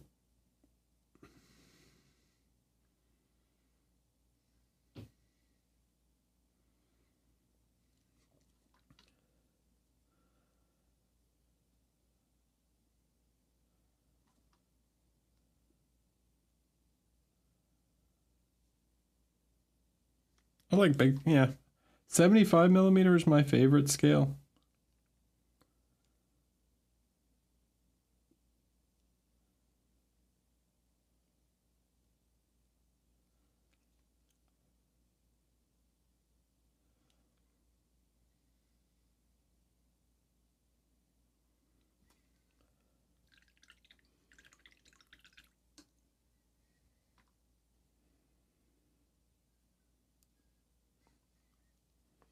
You definitely learn from painting different scales.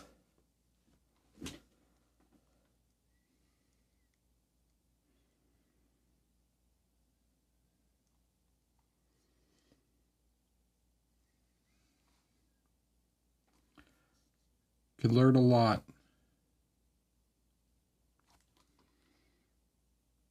Because there is nuances to each, right? And some of those carry over, and then you learn some lessons on other scales that are like, oh, well, okay, 32 millimeters.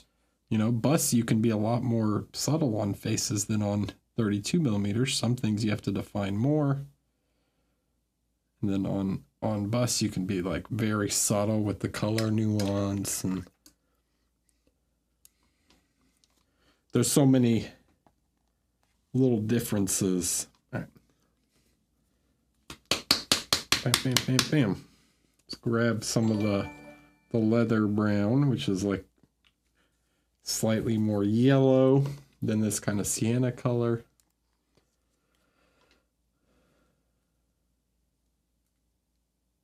Your fortunate event. Yo unfortunate event. All right. Hello.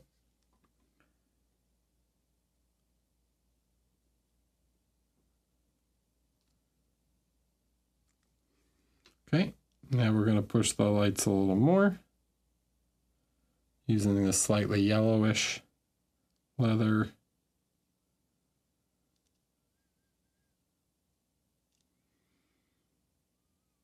So basically inside what we just painted.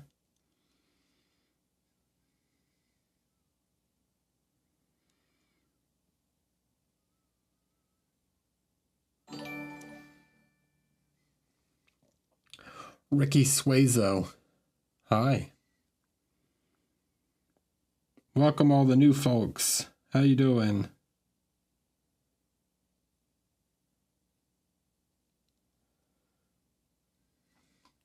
Also, if you're new, feel free to join the Discord. The link is down below.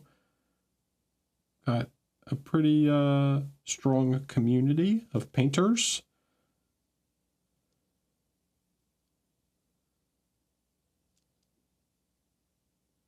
We do hangouts, we paint all different kinds of stuff.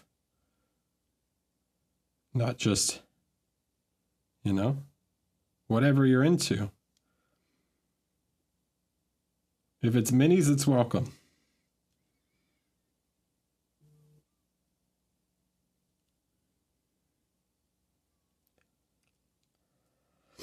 Recommended brushes for use. Having a hard time finding decent brushes since using an average batch of premium brushes. Since you, I mean, I use Artist Opus.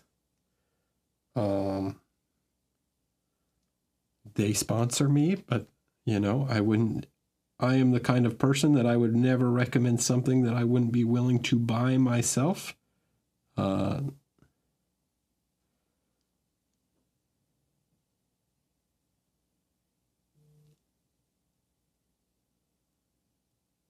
Chimera, the new Chimera brushes are pretty nice.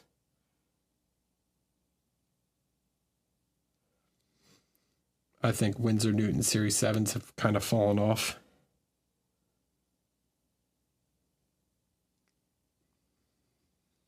How many projects do I get out of a brush? That really depends because my projects vary in size so much. Sometimes I can get like, and this is the thing, I'll explain it like this. How much I get out of a brush? I get out a lot out of a brush. I will use a brush for a long time.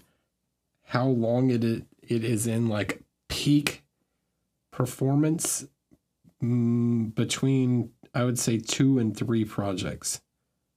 But some projects are, you know, huge. Like some of the projects I paint are literally like 50 times the surface of this figure.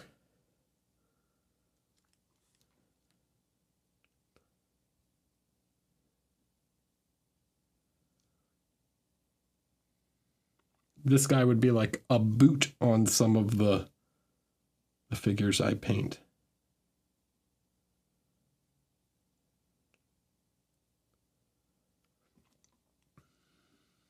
Maybe not. Well, actually.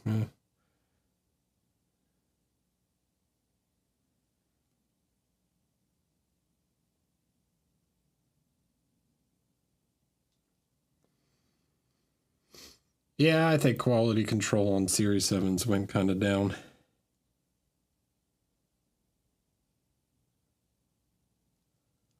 Like early 2000s, Series 7s were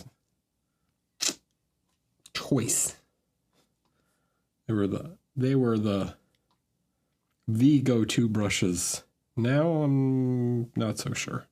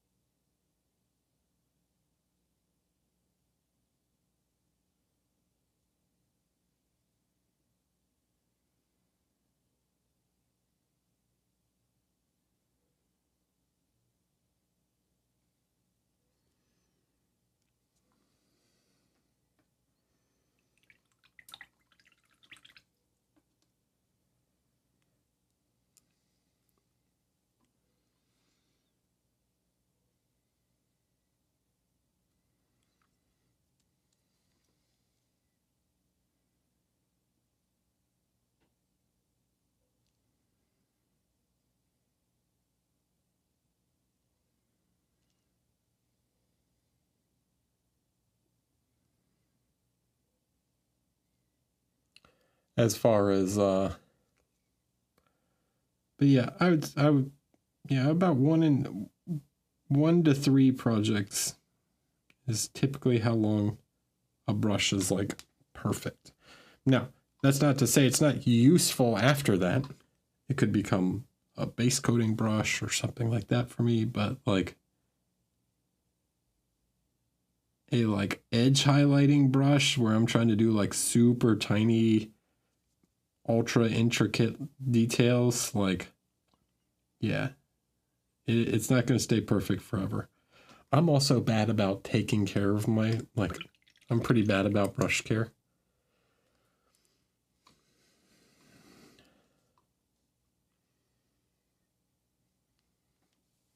Well, let me tell you, Red Razor, that they're just made by someone else. GW is not making those Kolinsky sables. Shocker, I know, but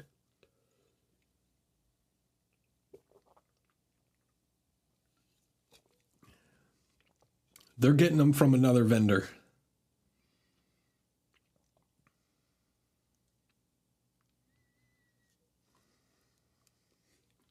So they are definitely just rebranded. I'm not going to blow up their spot and say who, but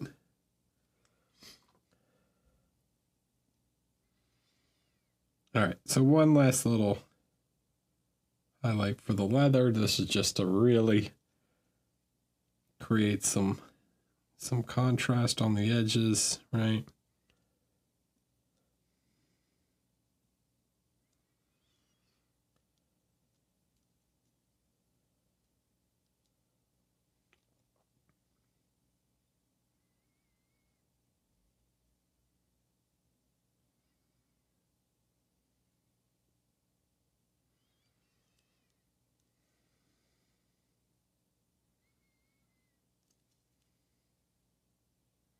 Oh no, they're still real.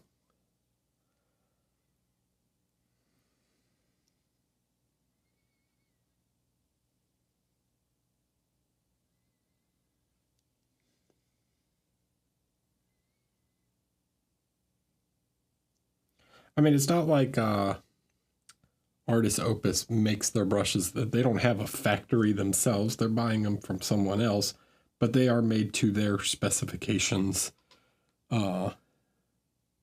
Same with like the Chimera. They don't have their own, they don't have their own factory making brushes, but they are made to how they like them.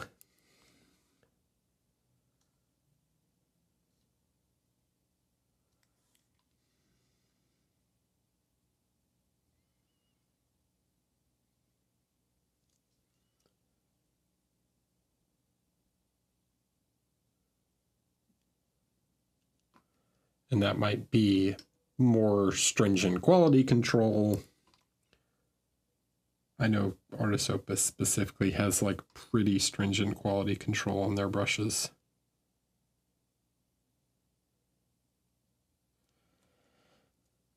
Okay, so we get the little highlight there. It gives the nice little shiny pop to the boots.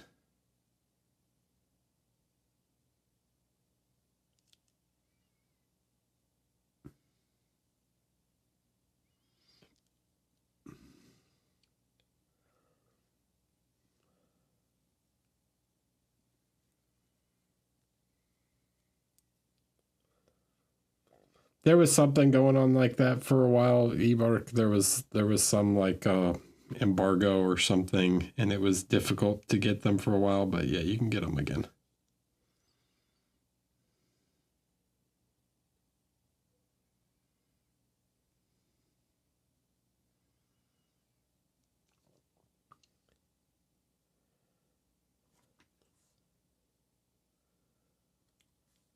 And yeah, they are popular amongst like comic book series sevens in particular. Are really popular with like watercolorists and comic book inkers.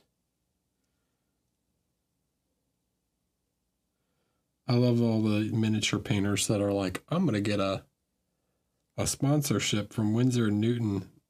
Dude, they don't care about you. If Jim Lee ain't getting free Series 7s, I'm not getting free Series 7s.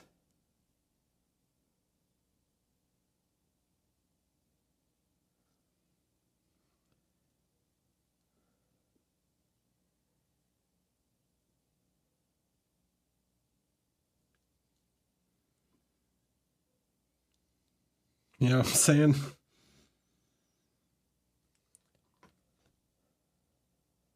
Yeah, they're all handmade.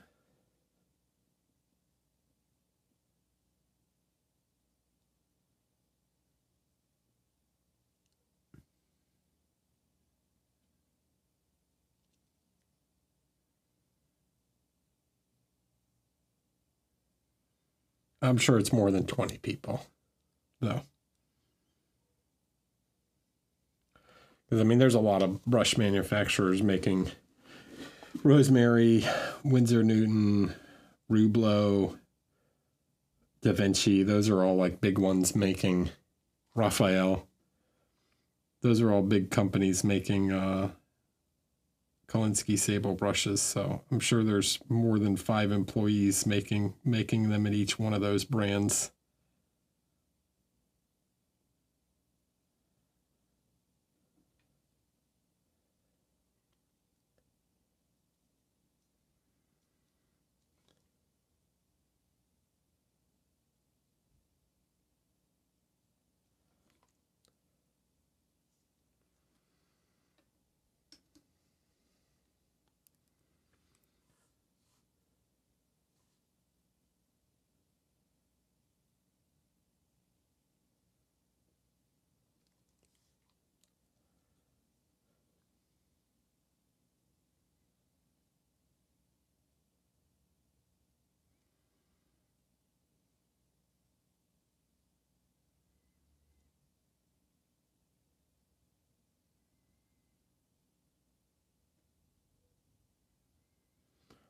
Okay, little tiny details.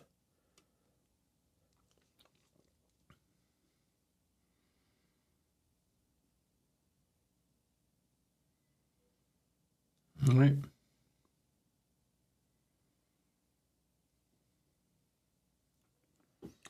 Now it could be kind of tough to appreciate, but these little edge highlights, they help a lot.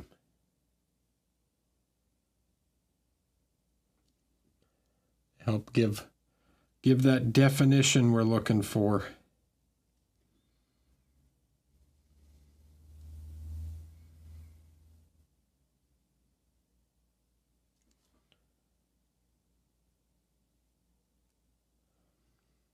Okay, cool.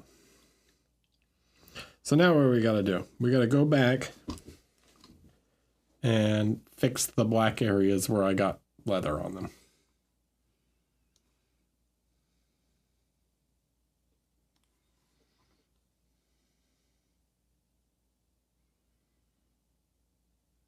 We go around, we black these back out.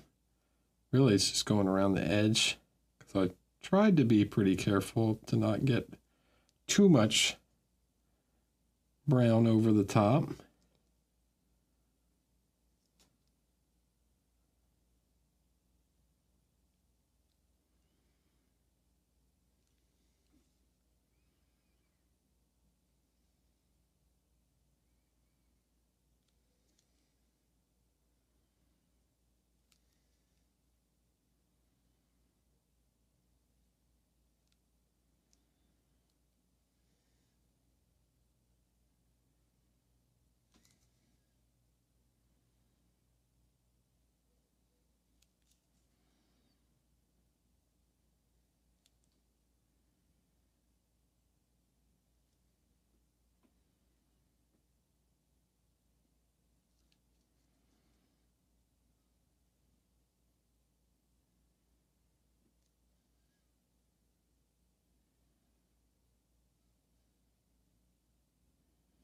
Okay, go like that, right?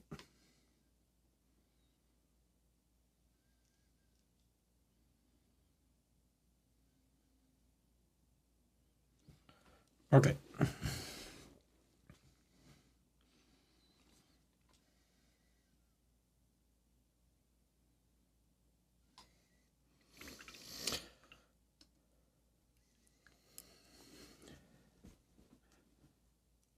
So right, so clean up, and I need to clean up these guys, his little hip plates.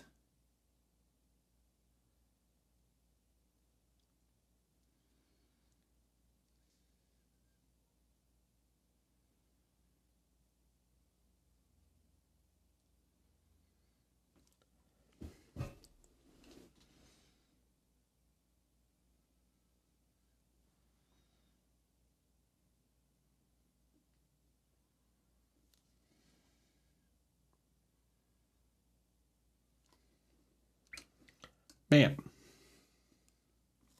What lamp do I use? Not a good question for me, but because I have this like massive LED light over my desk for you know, being able to film. But I will say that I have the Game Envy Lucent lamp. They sent me it, and it's pretty nice. I think it's a pretty good lamp for price.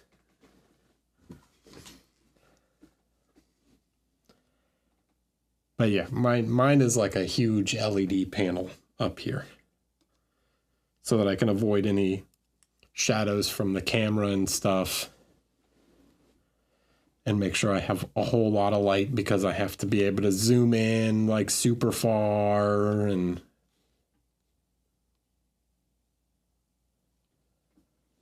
yeah, it is a good lamp, and it folds up really small if you want to take it with you somewhere. Like I'm impressed by the lamp. It's pretty good.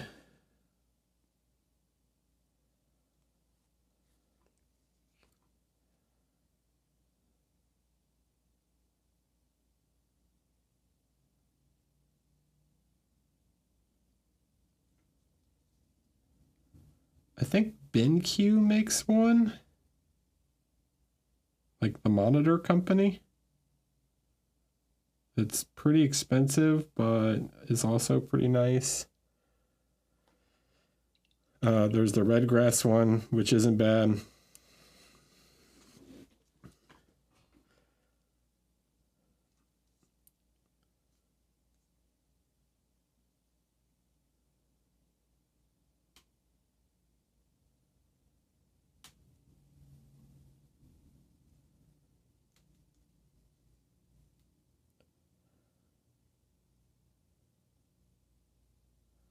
Wish the lamp was on a ball socket. Huh. Hello, Rickwet. Lautaro Parallax. Hello. New painter here. Is there a way to make a sharp point without licking the brush? Yes. So you have your paper towel. By the way, this is a pro tip for you guys. The blue shop towels make less lint than the than regular paper towels. They're just like Scotch blue shop towels. These guys. That's a free one for you. You just take it and you roll it on the paper towel, and you get a sharp point.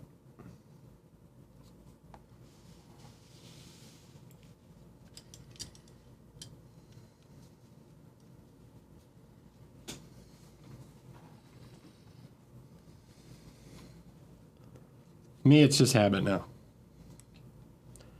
It is clean though, right? I take it, I wipe it on the paper towel, I do the little roll, and then it's got no paint on it. I'm not like eating paint. It's just habit.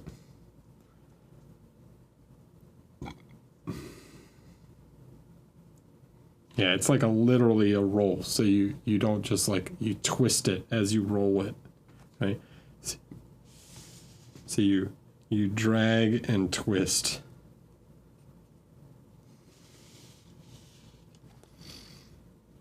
You can make that a clip it and ship it.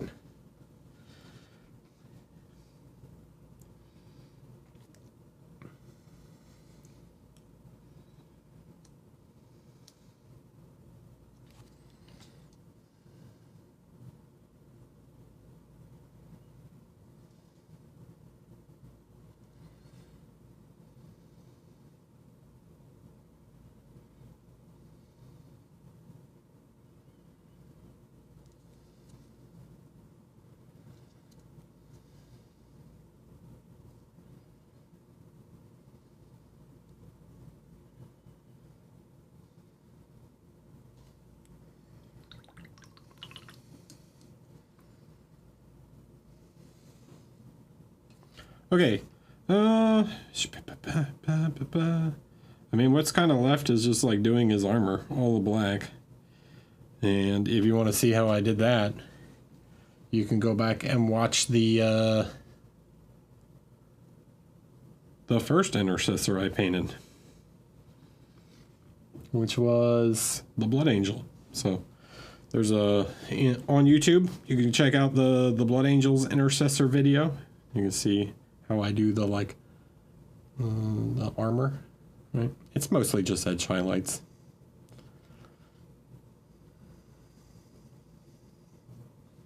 It's edge highlights with little stripes of light. But yeah, cool. All right, I think we'll call it there.